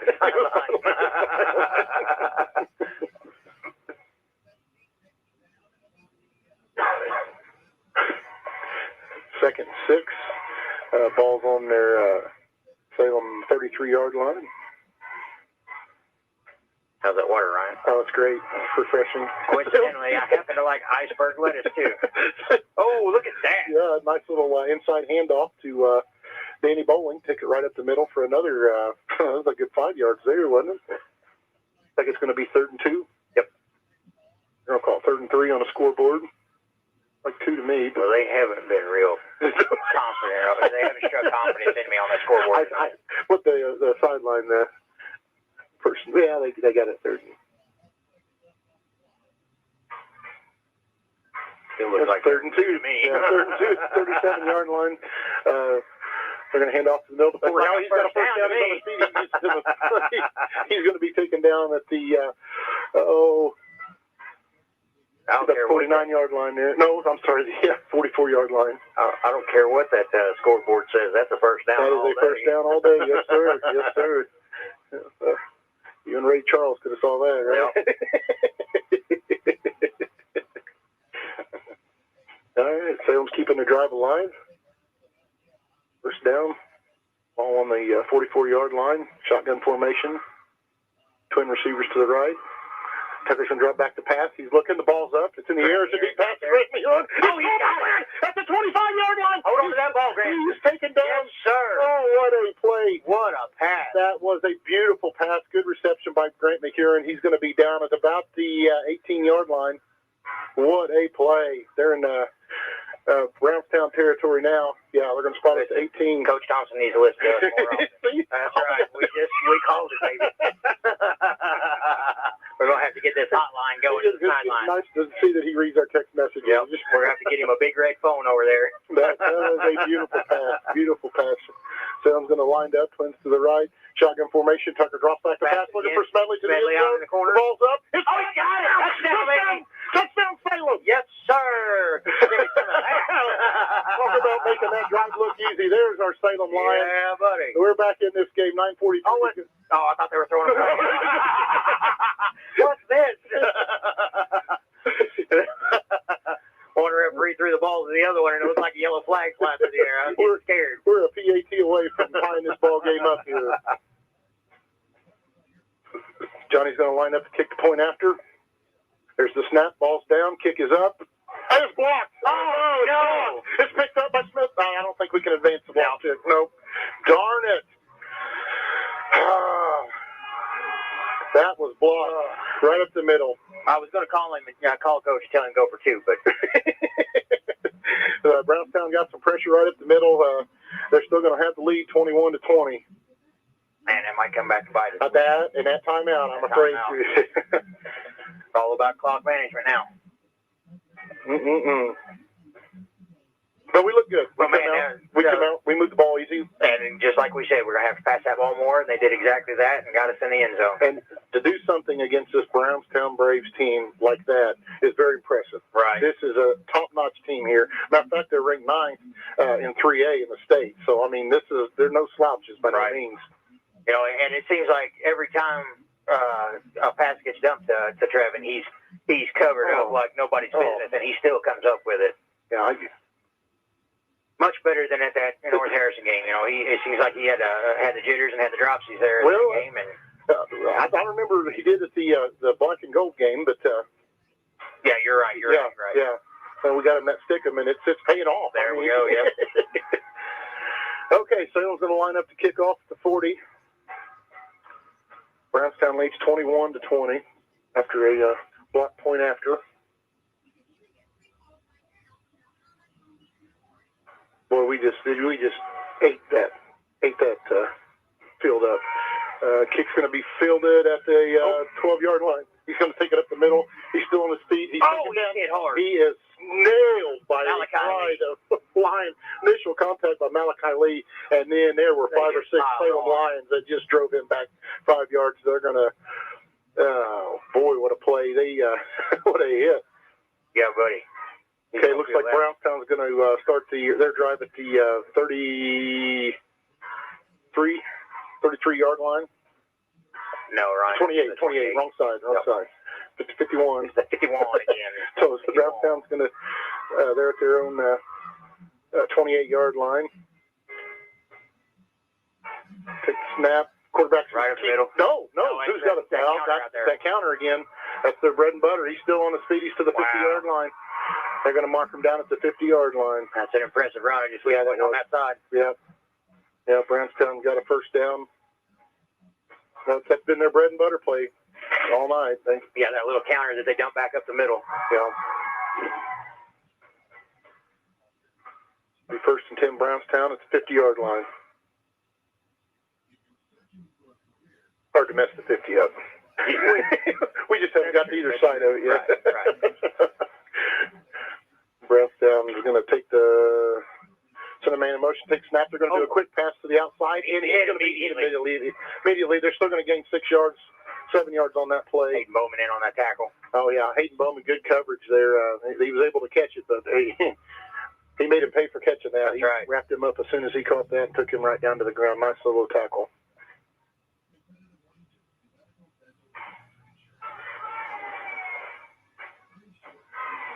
Brownstown's going to come to the line. Ball's on the 43 in Salem territory. The quarterback's going to spin, keep the ball. He's going up the middle. He's looking for his hole. There's a flag down. I'd say it's going to be holding. Probably going to be holding. He's going to, if it's not against, he ran for a first down, but we'll see what this penalty is. Got a couple of scores in from around the southern Indiana here. The Charlestown Pirates are up 20-7 over the North Harrison Cougars. Providence Pioneers are up 25-6 over the Clarksville Generals, and the Scottsburg Warriors and Corden Central Panthers are as of yet scoreless. Now, the penalty on the play is going to be a holding on Brownstown, so that's going to negate their first down, and it's going to move them back 10. So they're going to be back to their original line of scrimmage at the 50-yard line. 2nd and 10 to go. Brownstown. Well, we got that box stacked up there. They're going to hand that counter around that edge. He's going to be hit. Got to get another yard or two after the hit. Yeah, Grant Maheron in on that tackle. Nice aggressive hit by Grant Maheron. He's having a good game tonight. Yeah, he is. Looks like it's going to be 3rd and 2. Ball's on the Salem 42-yard line. I'd say 41 and a half. It's right in the middle. Yeah. 3rd down. And if we're counting the other way, it's the 58. We're going to make sure it's there. Well, looks like Salem's going to blitz. They're going right up the middle. Counter. They can counter that first down. Yeah, we did shut it down. Got Caden Cologne chasing him, bringing him down. Yeah, we had that middle. We jammed that middle. We sent both inside linebackers up there, got right through, but they got a first down off the play. 1st and 10 on the 37-yard line at Salem. 7 minutes to go here in the third quarter. I like that blitz play. That was yeah. That was pretty aggressive. Yeah. Brownstown's going to line up, send a man in motion, take the snap. Quarterback's going to keep Quarterback keeps it, and got about a yard out of that. Yeah, I knew the quarterback had the ball and still couldn't find him. Yeah, they're going to give him 2 out I of was stuck on that motion man. 2-yard gain. Be 2nd and 8. Ball's right at the 35-yard line of Salem.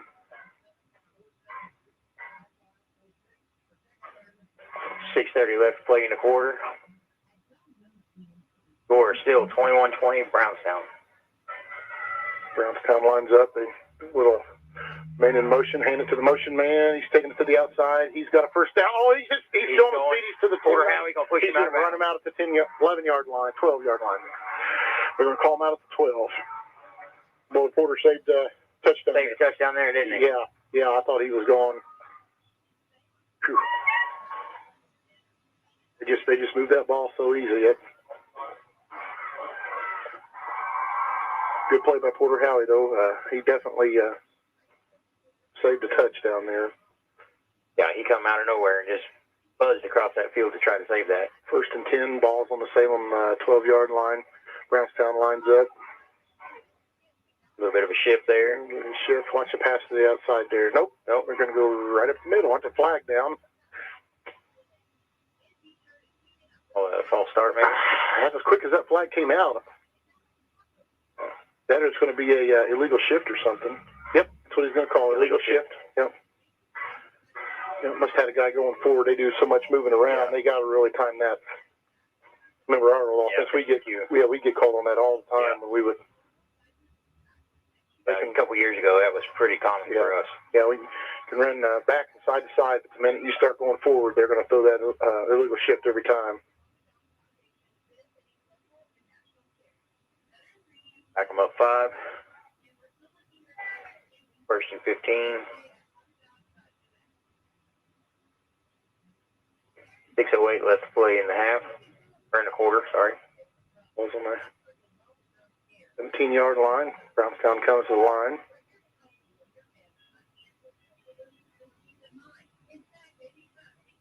I'll tell you what, I'm going to be worn out after this game. As much moving around. Oh, I know it. Send them Trying to figure out where the ball's going. Hand it to the motion man. He cuts it back up the middle. He's going to gain a couple off of that. More than a couple. He's going to be about a yard short of a first down. Second. No, I'm sorry. No, back no. up. I did that. Almost back there. Yep. I did that in North Harrison, didn't I? Yep. It's going to be. They gave him 4 out of that. Yep. 2nd and 11. Ball's on the 13-yard line. Salem.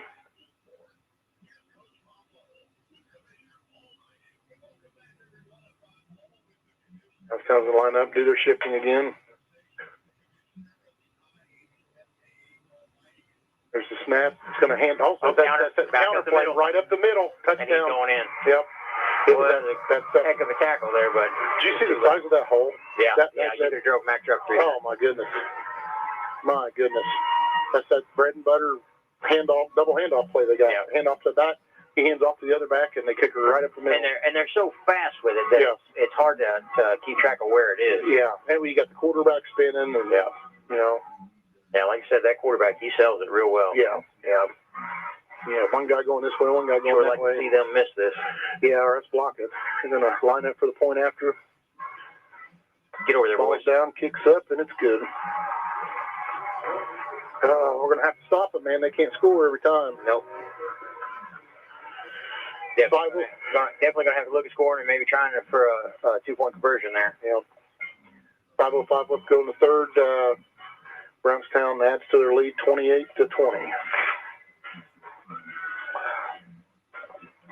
Enjoying my favorite flavor of slushy over here. I tell you though, this water, it is just so refreshing. I'm sure it is. I'm sure it is.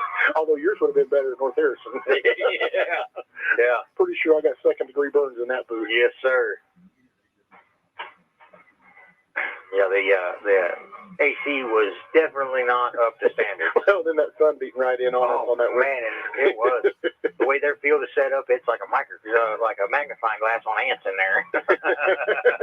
And we were the ants. We were the ants.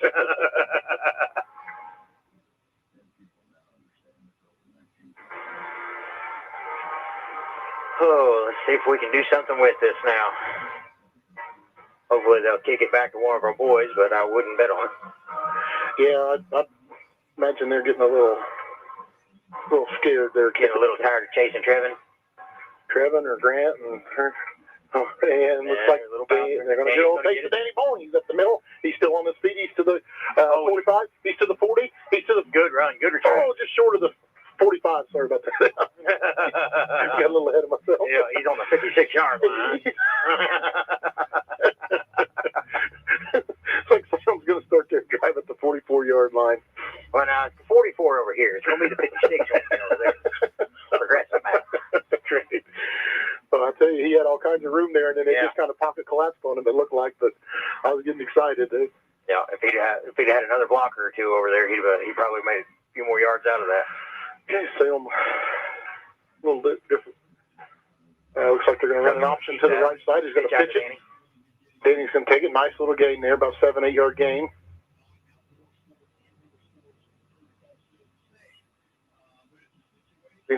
No laundry on the field. No laundry. Yeah, they're going to give him 7 yards on that. So 2nd and 3. Ball on the 49-yard line. I got to tell you something, Ryan. We was playing, I think it was Charlestown one year in the sectionals, and we scored a touchdown, and old Spud Shockey was sitting behind us, and he hollered, "Flag!" And we were all mad, you know. Turns out Spud was just playing a joke. That's going to be good enough for a first down right there. So just handed the ball off to Porter Howie, ran it right up the middle for a first down. Taken down to the 46-yard line. So our first home youth game a couple weeks ago before we all got shut down, Chris Hunt standing behind me. We scored a touchdown, and he yelled, "Flag!"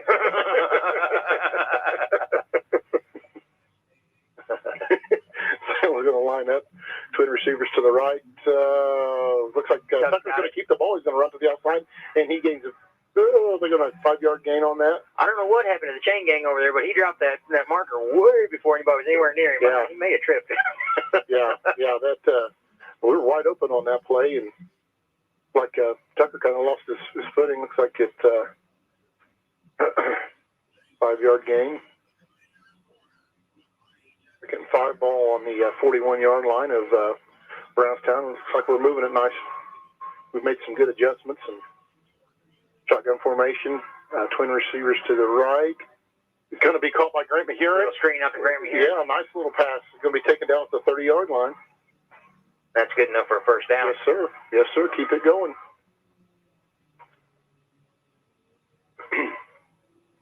Make sure you guys tune in on Wednesday night, 7 o'clock on 97.9 Wslm. Catch me on Coach's Corner.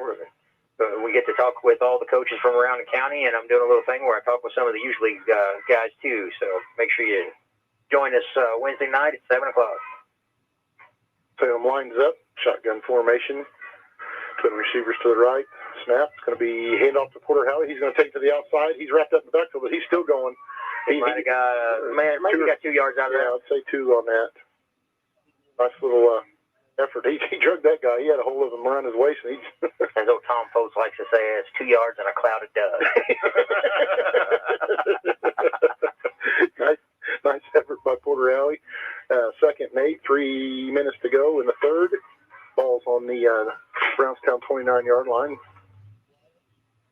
Film lines up, shotgun formation, split backfield. They're going to drop back to pass. He's looking for Smedley. He's going deep for the end zone. No, it's just going to be a little. Might have been a little pass interference. Yeah, there's a little push in there. There was a little bit of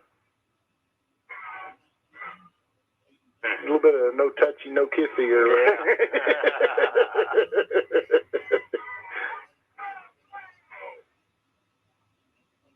That's going to fall. That's one advantage of having turf on your field. There is no cloud of dust. That's right.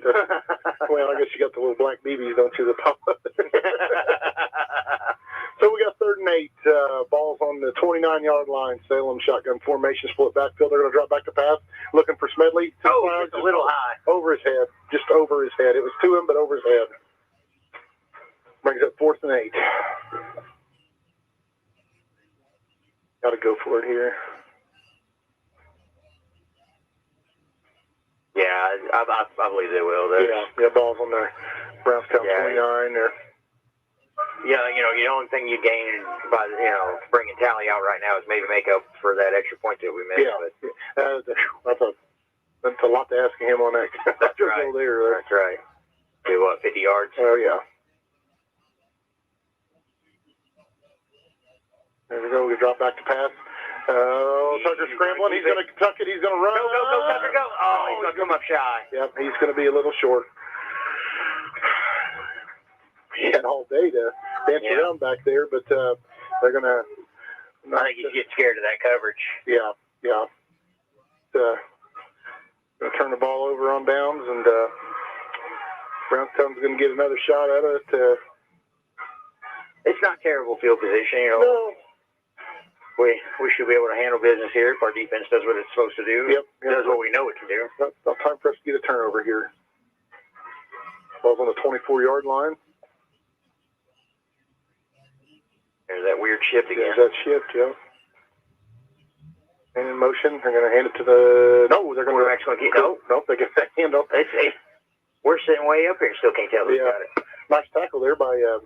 Quarter Howie. No, 53 wrapped him up. Oh, Caden Cologne. Nice little... Quarter was rolling in there on it, too. Yep. He hit a wall when he hit Caden. A 9-yard gain, though, on that play. Second 1, ball's on the 32.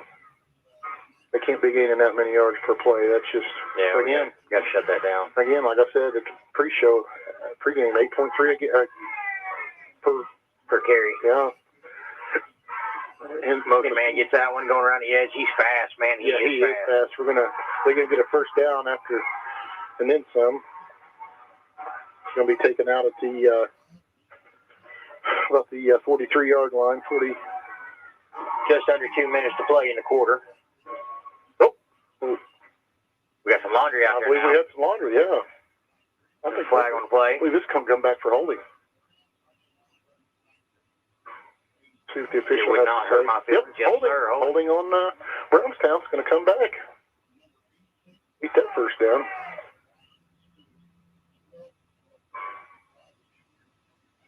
We'll repeat second down. That's looks like second and about 4 to go.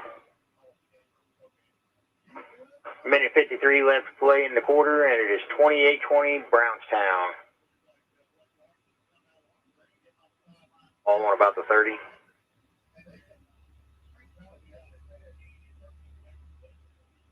Brownstown, they're coming to the line. Looks like we're showing blitz here. Yeah, and we are blitzing. They're right at the middle. They're going to drop back to pass. He's going deep. And it's over his head. Yeah, that's way too deep there. Yeah, that Randy Heron was all over him. All the way to the other 30-yard line, and quarterback's got an arm on him. Yeah, he does. That was a little too much of an arm on that one. Too much of an arm on that one. He overthrew him about 2 yards, but if he'd have had that, Grant was doing all he could do, but if he had that, it was just him and the receiver and Grant Heron back there. That'll bring up third down, 3rd and 4. 3rd and 4, ball on the 31:48 to go in the third. Brownstown's about 15 men in motion. Yeah. They're going to hand it. I don't know. Quarterback up the middle. Yeah, we shut that down. Yeah, he made it right back to the line of scrimmage. Yeah. That was it. Yeah, that's good. That brings up 4th down, and surely they're going to punt this here. Yeah, 4th and 4 on our 30-yard line. Yeah, they're.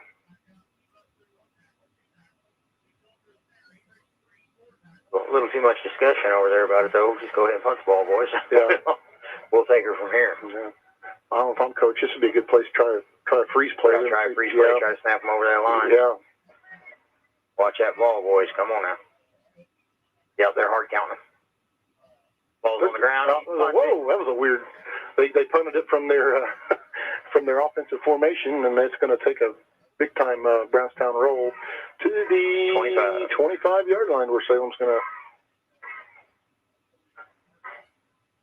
to start their drive at the 25-yard line. 57 seconds left to go in the third. Well, that was ugly. That snap was dropped, and he just immediately picked it up and punted it. Yeah. From under center. From under center, yeah. That was a little knuckleball or something. It didn't have any height or nothing. It just. We'd like to thank everybody for tuning in to WSLM tonight. Hearing myself, Ryan Larimore, and Nate Pierce, the voice of the Salem Lions. Salem's going to line up. They got twin receivers to the left. Hand off to Danny Bowling. He takes it to the outside, cuts back to the inside. He's still on his feet. Giving them a little taste of their own medicine there, didn't they? Yes, we are. Yes, we are. He's went up the middle there. He's going to be taken down after first down, right at a 10-yard gain. Well, that was beautiful right there. Yes, it was. Yes, it was. That's a nice hole. Yeah. Nice little hole there. Salem's got the ball now on the 35-yard line. I'll have a sip of my refreshing Titanic water over here. I'd give you a drink of mine, but with COVID restrictions, I'll tell you what, I'll have a sip of yours, and then I'll take a sip of this hand sanitizer over here. We'll be good to go. Salem's going to line up, send a man in motion, hand off to Porter Howard. He goes right in the middle. He's going. Hulk smash, baby. He's going to bust across for that first down. He about got taken down by his own man. Yeah. He knocked his own man to the ground. Porter Howard is going to be taken down after another first. Listen, I tell him to apologize, but that might be just the cost of doing business out there. You get in front of Porter Howard, you're going to get smacked. That's going to bring it into the third quarter where Salem got another first down, 10-yard gain, but Porter Howard right up the middle for it's going to be at the 45-yard line. Until they flip the field, and it'll be on 55. Offensive lineman, and that was one thing I was more worried about a running back planting his helmet between my numbers than I was about the defender trying to get by me. So I kind of gives you a little motivation. Yeah, you get that much that many potatoes moving in one direction. You don't want to climb out in front of it. That is for sure. He's going to roll you over. Need to mention some of our sponsors here. We need to mention Salem Crossings. Who else we got there, Ryan? You can see the paper. They shut the lights down on me. Where did they go? We need to mention John Jones Auto Group, Eddie Gilstrap Motors. So there we go. First McDonald's. I don't think we've mentioned McDonald's at all tonight, have we? Yeah, we've McDonald's, Meadowview, GKN. First Harrison Bank. First Harrison, yep. Jason Petmeyer, Farm Bureau Insurance. Just happens to be my personal insurance agent. Yeah, we need Jason to become the poster child and the rally person to get us some turf. Yes, Jason, we're going to need you to take that on, buddy. If you're listening, we've got a mission for you. There is a way to do it without raising taxes. And don't forget Celebrity Home Loans. Go see Autumn up there on the square. Autumn Hall. She'll take care of all your loan needs.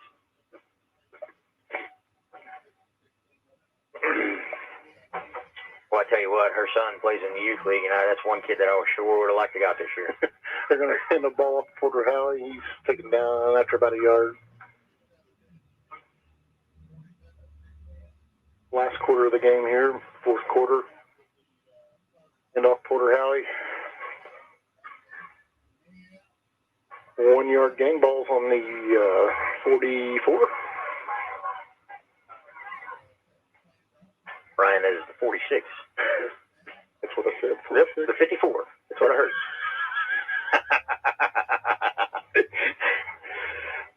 So we're going to line up, shotgun formation, twin receivers to their left. We're going to drop back to pass. Ball's up, caught by Grant Mahurin. Oh, and he's going to get that first down. Get the first down. Nice little play. Nice job by Grant Mahurin. He's having a heck of a game tonight. Wide open. And that's going to bring it to the other 55-yard line. Yep. And we're trying to figure out who's on first. It's going to be at the 45-yard line of Brownstown, driving on their side of the field now. Again, they're those little quick outs, and like I said at halftime, those they're kind of soft on their on that pass protection. On that pass coverage, yeah. Salem's going to hand off to Danny Bowen. He's going to take it to the outside. He does a spin move. He's not wanting to go down. He still made a couple out of that, though. He did. Boy, he took something ugly and made something out of it. Yes, he did. He should have been taken down the backfield and ended up getting a yard out of that play. I only give him one? Yeah. Wow. I should have given him 4 just for effort. Right? He refused to go down. Nope. Oh, where they bumped the play clock? Yeah. Ball's on the 44-yard line. 10:30 left in the game. Brownstown's up 28-20. We're not moving the ball bad this half. No. We're actually doing pretty decent with that. And we're eating that clock up. Yes, sir. This is where we need to eat it up in that fourth quarter. Yep. Eat it up and get some more points on the board there. Yeah. Hold the ball. Yep. Salem's going to come to the line. Shotgun formation. Split backfield. Twin receivers to the right. They're going to hand off to Porter Howey. He takes it over tackle. He's still on his feet. Oh, my God. He is not going down. Woo. What a 15-yard run there. Yes, it was. Another first down for Salem. He takes it to the 30-yard line of Brownstown. Brownstown's got one slow getting up after he eating some of that Porter. Porter did. He refused to go down on that play. He took that shoulder and kept that leg pumping. Yes, sir. Wow. Go ahead and say it, Nate. Hulk smash, baby. Hulk smash. I was over here thinking about his little T-Rex arms pumping, but hand off Danny Bowling up the middle. He's going to gain 9. About a yard out of that. Well, maybe. More than that. Yeah, they're going to give us 3, ain't they? Yeah, they're going to give us 3 yards. 2nd and 7. Really see where he was at in the file. Is that a pipe joke or what? No. What you tell me last that is listen. That is a senior in high school that I'm not going to pick on his height. What was that? You said we don't talk about his height. Yeah, we don't talk about it. We definitely don't talk about his brother being taller than him. 9 minutes to go in the game. And we don't talk about the spud haircuts that he gets. So we're subject. Oh, so Sam's going to hand off the ball to Porter. We're going to get hit immediately. Right back to the line. Yeah, there were at least 4 Braves on him as soon as he got the ball. And, it was something that we didn't lose any yards on that. Yeah. So it's going to bring up 3rd and 7 on the 28-yard line. 8:46 left to play. Jinx. Great. Buy you a water? Well, at least a bottle of ice. You might be able to finish that off at the post-game show. I thought fourth quarter you'd have it. Yeah. All right, Salem's going to come to the line. Shotgun formation, trips to the left. We haven't seen this formation yet. They're going to drop back to pass. He's got all kinds of time. He's going to tuck it. He's running. He's got a first down. And more. And more out of bounds at the 17-yard line. 17-yard line, yep. 64-yard line. Listen, Aaron Howey promised us some binoculars. He didn't get through. Well, listen, I wanted the fancy ones, the ones with the stick that he's going to get. With the opera ones? Yeah, the opera glasses. They got a little first down run there, eating the clock up more. 8:16 to go. He went out of bounds, which stopped the clock. 1st and 10, ball on the 17. Porter's got the ball. He's taking it outside, another first down. And He's in there. He's just short. They pushed him out at 2 yards. Oh, Lord. They're going to give him a 2 or to 1. Either way, I don't know if they've made up their mind yet. Nice run by Porter Howey. They're going to put it at the 2. Hand off to Porter, and he went to the outside there and was pushed out at the 2-yard line. Salem's threatening to take their first, tie the ball game up potentially. That PAT really. Yeah, that really hurt us. Line up. Hand off to Porter. Oh, and he stood up right at the line of scrimmage. Yeah, no gain on that play.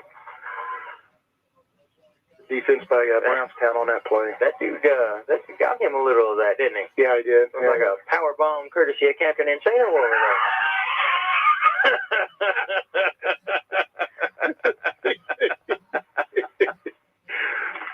Maybe that's who I need to bring this up to, is the water boy. Why do we have ice? Where's Montana? Sam's going to line up, twin receivers to the left. Shotgun formation, split backfield handoff. Tucker's going to keep it for a touchdown. Salem Lions score with 7:31. No flags, no laundry. We're going to keep it down. Salem Lions. All right. We do, Coach. Now do we go for 2? We do, Coach. You just about got to go for 2. You got to. You got to. Just about got to go for 2 here. I think they're going. Yep, they got their offense still in there. Yeah, you got to try to tie this up. Yep, there goes Tucky's coming back into his huddle. Come on, boys.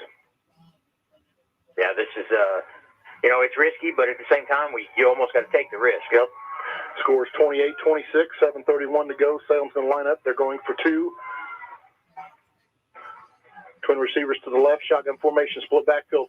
Tucker's going to keep the ball. He's got all kinds of Brownstown. He's getting there. It's going to be close. Oh, they're going to.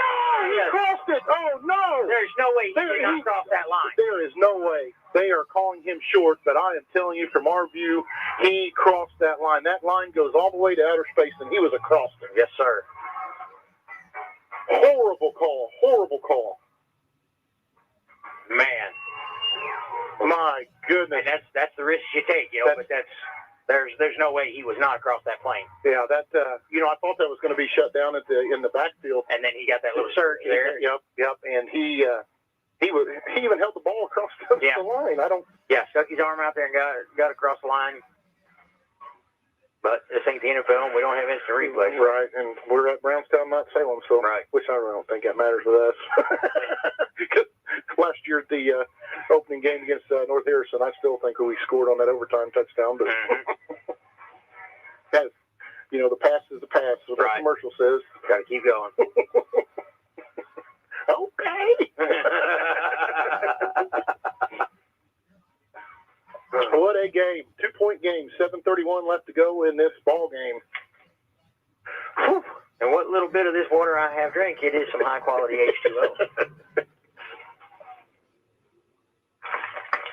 I win or lose, Salem is the real deal.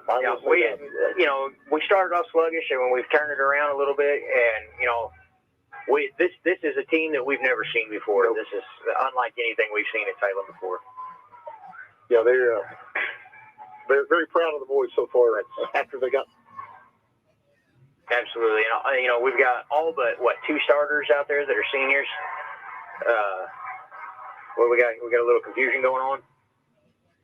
Please don't call a timeout or delay a game. Remember we had that delay a game? Yeah. There we go.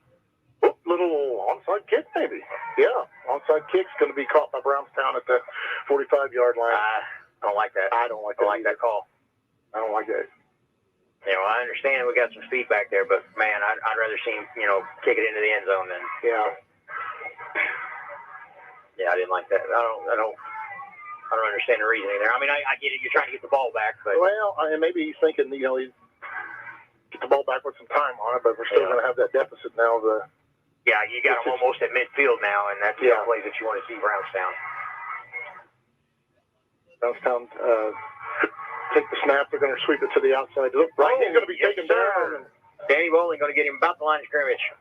Yep, right at the line of scrimmage. They're going to mark him down at. Hopefully we can step up, play some defense here, and hold them right where they're at, or back them up a little bit. Honestly, we haven't seen a whole lot of penalties tonight. So no, it's been a good, clean game. Yeah. We have one turnover. A couple of them that were called, we kind of questioned, but he'll have that. Yeah. Ball's on the 46-yard line, 6:51 to go. Brownstown, 2nd 10. Send a man in motion. They're going to hand it. Going to get it. Yep. And they're going to need about 5 on that. Yep. They're going to call 5 yards. It's going to be 3rd and 5 on the 50. So they're going to call that 4. Yep. 4-yard game. You just, it's hard to. We're seeing one thing, and the referees seem to be seeing another down there. Yeah. Especially with that touchdown back there. Which I'll take the 4 instead of the 5s. 36 right. 6:12 to go left in this game. Brownstown's still got the ball. Come on, boys, hold them. Here's a snap. He takes it right up the middle for a first down. He extends some. Oh, my goodness. Brownstown's going to be taken down at the 38-yard line.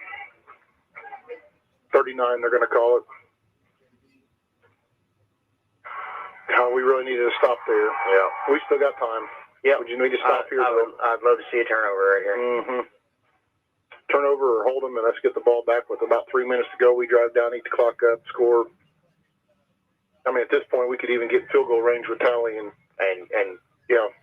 win this by a point.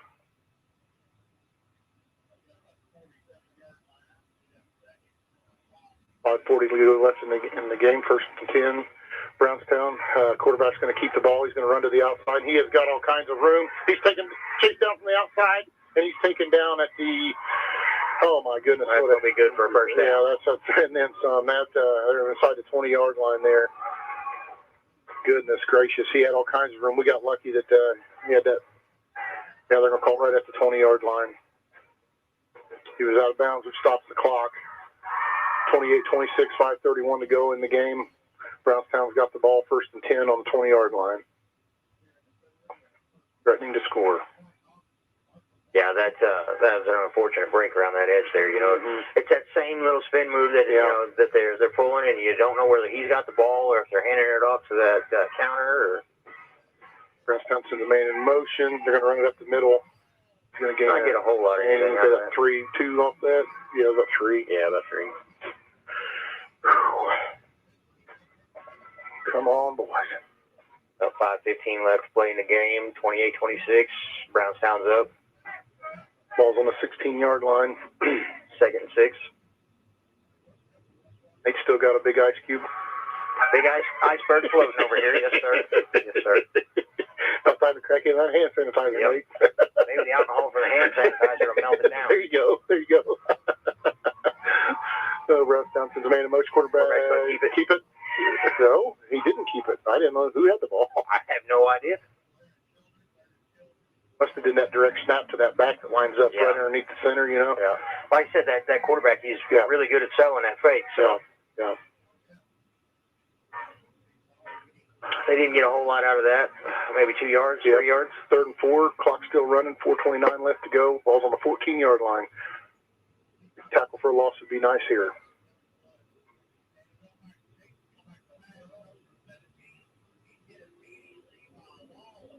Brownstown lines up, shotgun formation. Sends a man in motion. Quarterback's going to keep the ball at the middle. He's hit immediately and taken down. Straps in on the tackle. Oh, they're going to call him, man. That's right at the right at the 1st down line. They're going to call 4th and inches. 4th and inches. 4th and inches. Clock still running. 3:50 left to go. Ball's on the 10-yard line. What do you do here? Do you kick a field goal if you're Brownstown? Make it a... Yeah, you almost... Man, I don't know. With their misdirection... Yeah. And as easy as they move the ball... I believe I'd probably just go for it here. They're talking about it. Brownstown takes their first time out of the half. You know, with their misdirection and that little counter that they run, they've got the tools that they need right there. Yeah. But... The last 3 plays, we've been pretty well on them. I mean, but you could have a bad snap or a mishandling of the ball. That's right. So, but you kick it for 3 right here. You space it out a little bit more, and you go to kick it, miss it, and then right. That's why we're up here. But they've been on all night with their kicks. So. All right, Providence Pioneers up 25-12 over the Generals of Clarksville. You got Charlestown Pirates are up 39-7 over North Harrison. That is surprising. Well, look at the next one. And then you got Scottsburg Warriors up 22-0 over Gordon Panthers. Sounds like Scottsburg's getting their act here. Did you see they put the whipping on North Harrison? Yeah, and that's the thing. North Harrison, they are not the team we were expecting this year. We went down there favored Here we go. Brownstown lines up. They're going to do right up the middle. Oh no! He's going to score. Oh no! Right up the middle. The Brownstown scores. 3:39 to go in the game. That's going to make things really tough. Looks like we got a player down there. 54. Looks like he's Bryce Reinhardt. It looks like he's cramping up. He's cramping up. He's grabbing hold of his knee area. But goodness gracious. I believe he's cramping up there. Comes Mallory out. He gets his second win when he sees her. No comment. Brownstown's going to add to their lead, 34-26. 3:39 to go in the game. Yeah, that's going to make things really tough. It's not unsurmountable, but it is going to make things really tough. Right now, it's No, just block this thing. I'll miss it. Oh! And the ball's up, and it's good. It's good. Brownstown they get 35-26 here. 9-point game. Yeah, that's that. You know, that 9-point game that's going to take a score and a field goal. Yeah. Or at least 2 scores to overtake that. Yeah. But it's not over till it's over. Not over till it's over. Salem still has listen, about this much time left on the clock last night, I was a little scared too. I thought I was going to have to do a bunch of push-ups. And that's right. Maybe you haven't lost all your mojo from That's right. Maybe I'm just helping make this suspense. Salem still has 2 timeouts left. 3:39 on the clock. 9-point ball game. 35-26. Big thank you to Salem McDonald's, Eddie Gilstrap Motors, GKN, John Jones, Farm Bureau Insurance with Jason Petmeyer, Meadowview, Salem Crossings, First Harrison Bank, Baptist Floyd, Farm Bureau Insurance, and Celebrity Home Loans. Again, we really like to thank all our sponsors for keeping us on the air and bringing us live coverage of the Salem Lions football to you. It's been said, even if we come out of here with an L, which I don't even want to talk about it right now, we're still the real deal. That's right. And I just wanted to say, thank you to all the fans for letting us come up here and do what we do, letting us become the new voice of the Salem Lions. Brownstown's getting their mojo going. Yeah, you're getting their people into it. Well, little squib kick. Nice kick. Fielded by Danny Bowling. He's going to dance around. Oh, wow. Go, Danny. He's still on his feet. He's to the 40. He's to the 50. Going to run out about 49 there. Okay. I was looking at Smedley. Smedley, I thought he's gone. Yeah, no, that was a 51. Regardless, that was a nice cutback by Danny. Danny caught it on the close side of the field. Yeah, he come around that edge there, and somebody was right there on him, and he stopped on a dime and cut it back. Did that Emmett Smith, Barry Sanders cut back and make something out of nothing. I don't like this spot here. I don't like it either.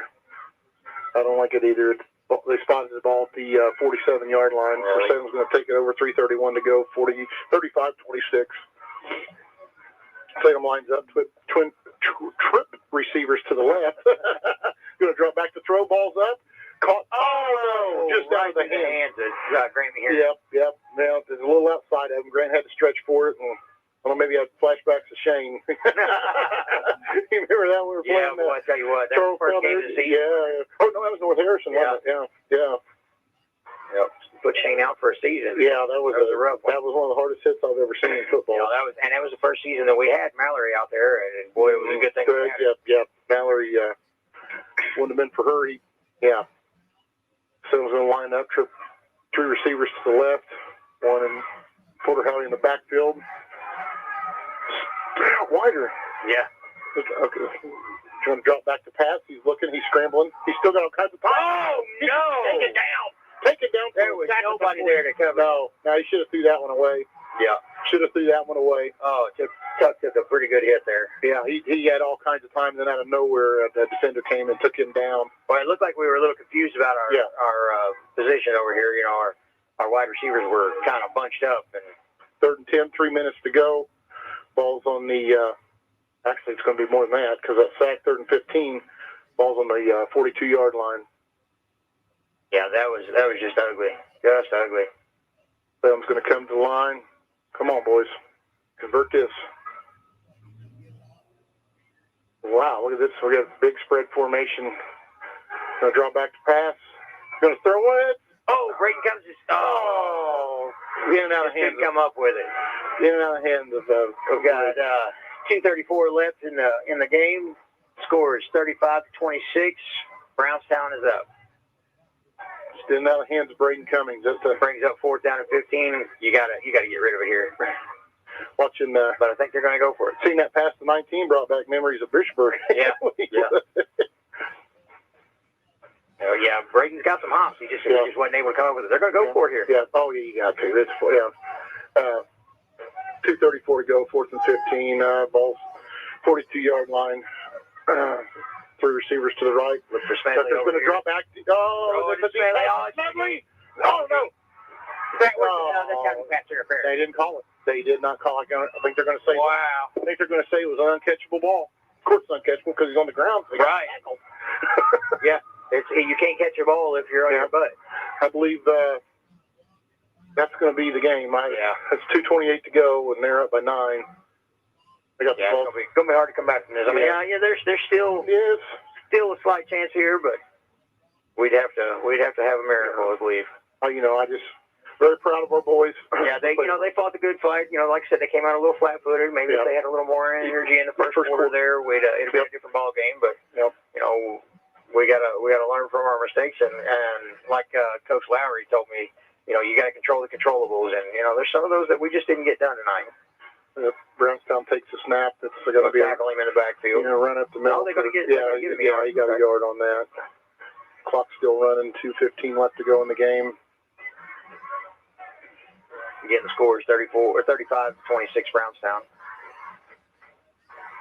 And and it's been an uphill battle all night. We trailed and pretty much all night, and we were just looking for that one break, and we had it down here, with that 2-point conversion, but they didn't see it the same way we did, so that put us behind. And it's missing that, and then missing that extra point. Porter Howie and Danny Bolin in on the tackle there. Or no, I'm sorry, it's Mason Gilstrap. Handoff up the middle there, and he got taken down for about 2-yard loss, wasn't it? Yeah, brought him back to the original line of scrimmage. Down to 1:20 left in the game. 35-26 Brownstown. 3rd and 10. Ball's on the 42-yard line. Boys, I tell you what, it was good to see the second half of football. We've really come out to play, especially there towards the start of the fourth quarter. But just looks like it's going to come up a little short. They're probably going to.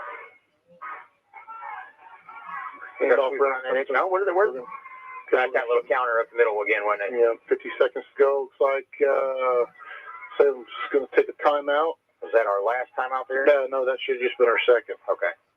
Should have been our second timeout. So that puts us at 4th and 7 with 53 seconds left in the game. We are on the 39-yard line, and the score is still 35-26 Brownstown. Brownstown's on the Salem 39. Yeah, there's nothing short of a miracle here. Yeah. But like you said, proud of how these boys played. After being off 2 weeks, coming up here knowing that they were going to be out for blood after the game last season. They were looking for some payback. So, and this is the traditional Brownstown team that you normally see. They're good. That scoreboard out there doesn't look like anything that these boys ought to be hanging their head over. No. Oh goodness! Just got word Valley's up over West Washington, 61-16. Oh wow! Looks like some of these teams are getting some payback on all those years where West Washington's had their way with them. Goodness gracious! Hate to hear that for them. West Washington, they're a better program than that.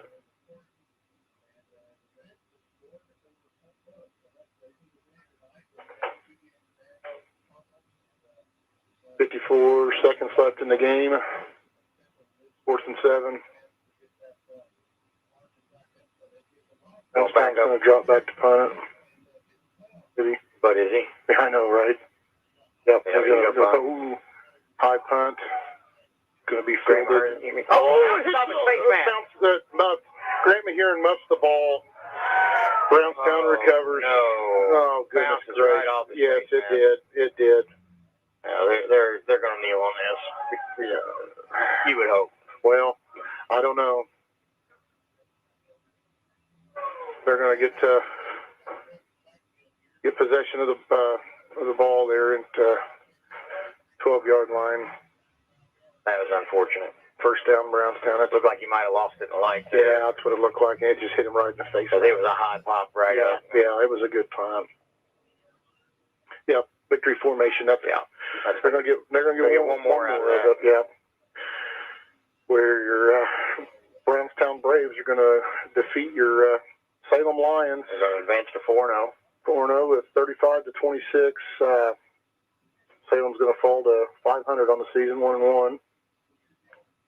They got a little snap there, and it went past the quarterback. But Danny Bolin was sniffing on that. Yeah, he was. Well, that had been a scoop and score. That'd have been something with it.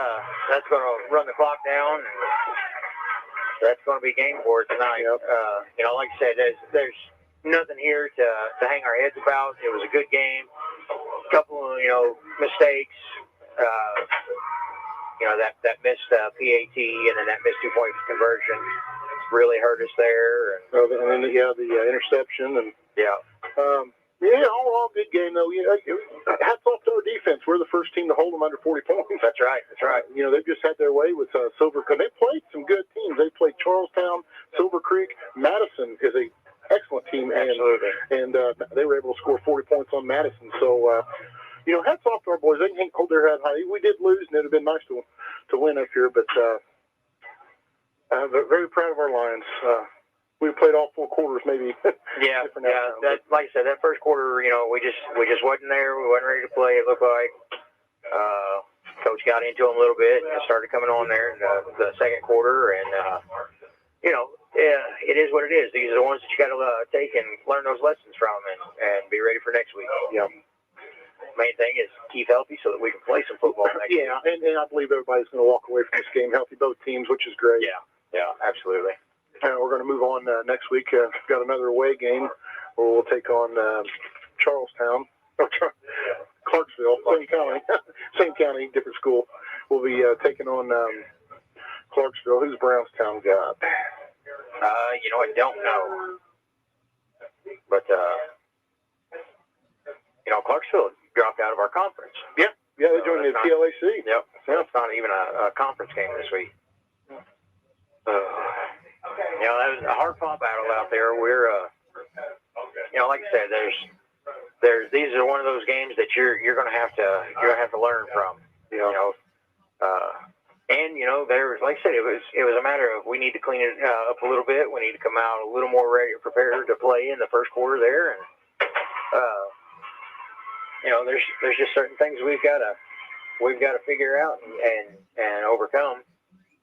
But all in all, we've got the tools that we need, and we're utilizing them well. We just our execution is where it's at. Yeah.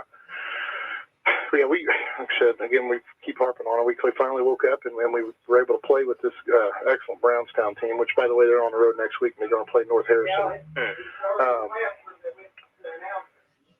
Great game, Tucker, Howie, the typical, our typical, standouts out of the game. Right. And again, I said it last time, our offensive line really, Tucker had, when he did throw the ball, he had time. And you know what? What I was impressed by tonight was Tucker and him actually running the ball. Mm-hmm. He was strong with his run tonight. He looked a lot more confident with carrying that ball. Yeah. So we're moving forward. We're moving in the right direction. He looks good in the pocket. He looks comfortable. Yeah. Mechanics are getting better and better every day. He's intelligent. He can read well. Yeah. And he's got the line to. I'm very happy with our offensive line, giving him time to throw. Yeah. There was a couple overthrown passes there to Smedley that, boy, if we could have run those in, if Smedley could have pulled those in, I think that's 2 more scores we'd have had on. Heck, what about that touchdown that got called back? Which we did score eventually, but that was a beautiful catch beautiful throw-in catch. But for our offset. Penalties from an offset or false start. Yeah. And pass interference. It's still that. Yeah. I don't understand if we got that false start, why we got deep enough to get a pass interference. Exactly. It should have been blown dead it's against the offense. So. But that's stuff that's in the past. You can't do anything about it. You just gotta. Like we say, I was saying, Coach Lowry likes to say, you got to control the controllables, and there's nothing you can do about the things you can't control. Yeah. Looks like we got Blair going to come up, and Coach Thompson's going to come up and have a word with us, and okay, good deal. We'll get our post game going here. You got that other mic working? Well, let's hope it works. We may have to hug Coach and get a little bit close there.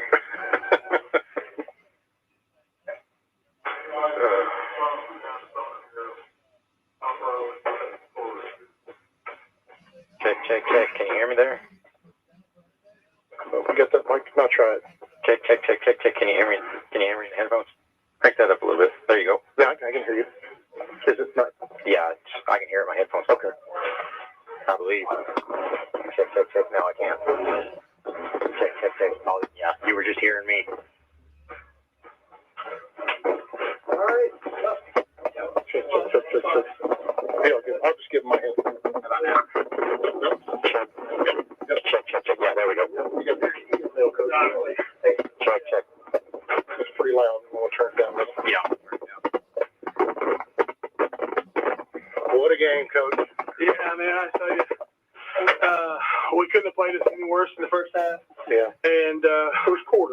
Yeah. I mean, I told the kids we're not going to make excuses, and you could tell we hadn't played in a couple of weeks, and we're not going to say that was why we lost the game, because it's not. But special teams kept us in it in the first half. I think we only had 8 plays in the first half on offense. I mean, we weren't even on the floor. We weren't on the field very much offensively to get any sort of rhythm.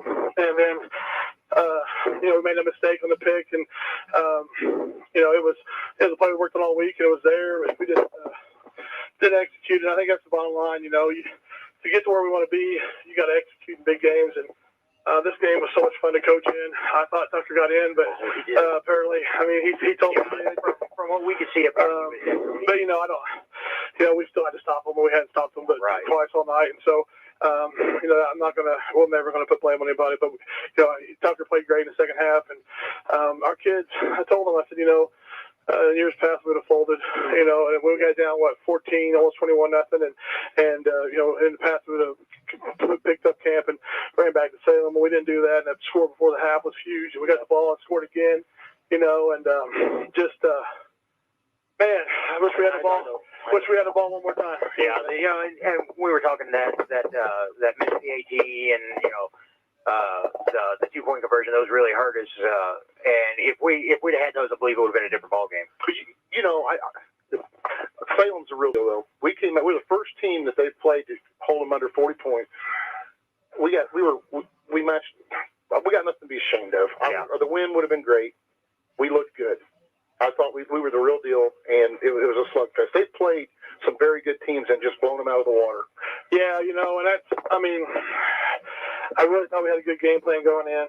We weren't able to, like I said, we weren't really able to, we ran the ball well. Porter put us on his back there in the fourth and really kind of gutted his way in it because he was dead. Like I said, our defense was on the field a lot in the first half, and we just, especially that first quarter, like what was the first play, wasn't it? Or second play, we got to well, and with this team, it's so hard to tell who's got the ball, so it's that defense lining out where to go is it's almost impossible with these guys. That double handoff killed us. Yeah, we didn't stop that all night. It wasn't like we hadn't seen that, right? Yeah, whenever they wanted to hit that little counter and go back up the middle, they could. Yeah, and I really thought their quarterback played exceptionally well. Yeah. When we went in, we said he was going to have to beat us, and he did. So,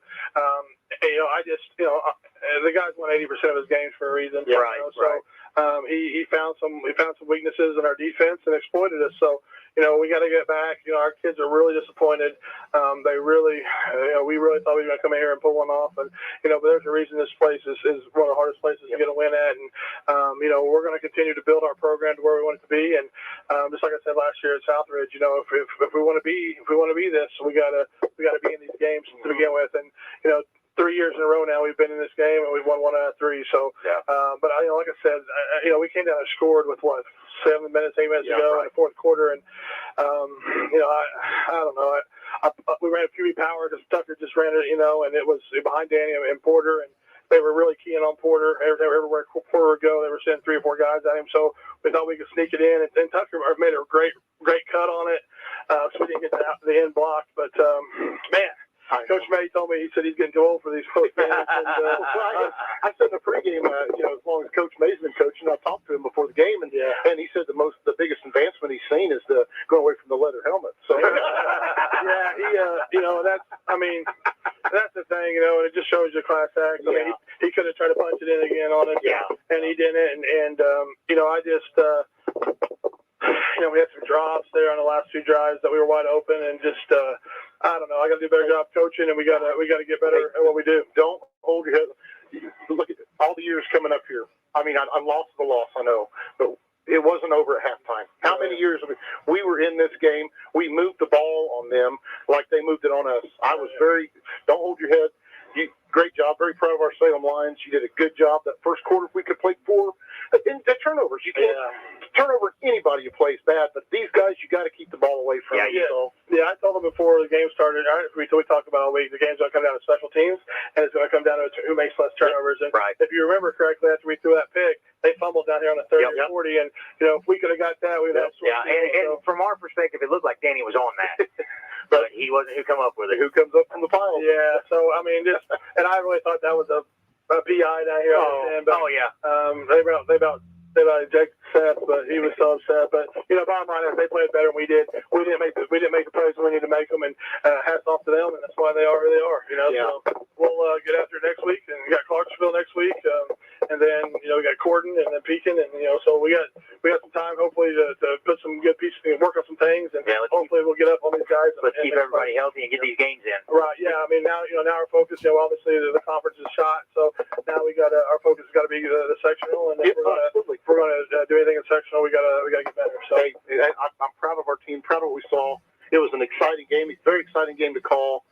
I know we lost, but we were in this game, and that's something to be said with the caliber. These guys are ranked 9th in Class 3A in the whole state. They're firing all 8 cylinders. This is your typical Brownstown team, and we were in there with them, slugging left and right. We were trading punch for punch. We knew that they were coming into this looking for some revenge from last year, so it was going to be our game to lose.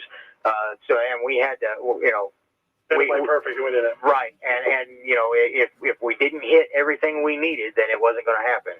They really, one of the great things he does is he really takes away your top 3 plays, and if you watch, like our option wasn't working and our counter wasn't working, so we were really we went to that read with Caleb early in the second half. That gave us because that middle backwards flying out of Porter, so it was wide open up the middle. We made some nice runs with that, but it's nice that we made some adjustments to put us back in the game, and that's kudos to my staff. I mean, Seth's great, Mott's, all those guys on the offensive side, and defensively we were scrambling, but we were trying everything we could to get a stop. So anyway, we'll get after next week. I appreciate what you guys doing what you do, and have a safe trip home. Yeah, Thanks, Coach Thompson. Thanks a lot. See you, buddy. Well, that's going to conclude our broadcast. And next week, like you said, we're going to be on the road in Clarksville, and we're going to look to turn this thing around, and maybe improve to 2-1 down there, and do what we can to keep these kids motivated and keep going. And that man right there has put a lot of work in with this team, and we've come a long way from where we were. They don't expect to hear the Salem Lions name like they have been lately, and we're proving that we are contenders and we are what football should be in Southern Indiana. We just got to make the right decisions. We got to play all 4 quarters of football. I think that was the biggest part of it. It was. The first quarter just killed it. But how many times years past have we come up here and by halftime this game is a blowout? Yeah, and our boys are just down on themselves, and we've got the JV in the second half because they're just getting. A few years ago we come up here and we were 14-0. We were beating them 14-0 going into the halftime, and we didn't make any. We didn't prepare for any adjustments that Reed May was going to make, and that he's not going to stand there flat-footed. Yeah. And we ended up losing that one. Coach is out there walking on the field right now, and he's a sad man right now. But I tell you what, there's no reason for him to be hanging his head because this team came out here and did what we do. It was just the luck of the draw here that whenever we can't, we missed that PAT, and then we had that 2-point conversion that they said that we didn't make. There was that pass interference no call down here where Travis Smedley gets thrown on the ground. It's one of those things that you've got to those little things can't happen. We can't hang on that and say that was why we lost this football game. But it didn't help us any. So and no excuses. Embrace the suck, as they say, and collect our thoughts and get back at it. Yeah. And I'm a huge Blair Thompson fan. He's done an excellent job with this program, and hold your head high, Coach. You did good. He's out there beating himself up, I can tell. But this is his world, and it shows. He has definitely got the heart for it. That's right. And Blair is one of those coaches that wears his heart on his sleeve, and he's all the way out there no matter what. And he loves the game. He loves his team, and it shows in everything that he does. So look at the discipline he has coaching. Right. He sticks with a game plan. And he doesn't go away from it. Right. Well, even whenever he does, like down at North Harrison, he went to that bone package. Knew that it wasn't working, and he changed. Yeah, after 2 plays, he said, "This isn't working. Let's go back." Saying beating a dead horse. Right. So, anyways, been a good night. Yep. We would have liked to come up with the W, but like I said, we're going to learn from what we can here, and we're going to move on and this game's over and we don't get to see it no more. So next week we're moving on to Clarksville, and we're gonna do what we do out there and try to take care of the business and get us another W in the column there. Nate, it's been another great night. Glad we finally are back up here. I can't wait for next week, and love Southern Indiana high school football, especially here at the MSC, and particularly the Salem Lions. And thanks for joining us tonight, and that will wrap up our broadcast for this evening, Ryan. Have a good night, brother. All right, you two be safe.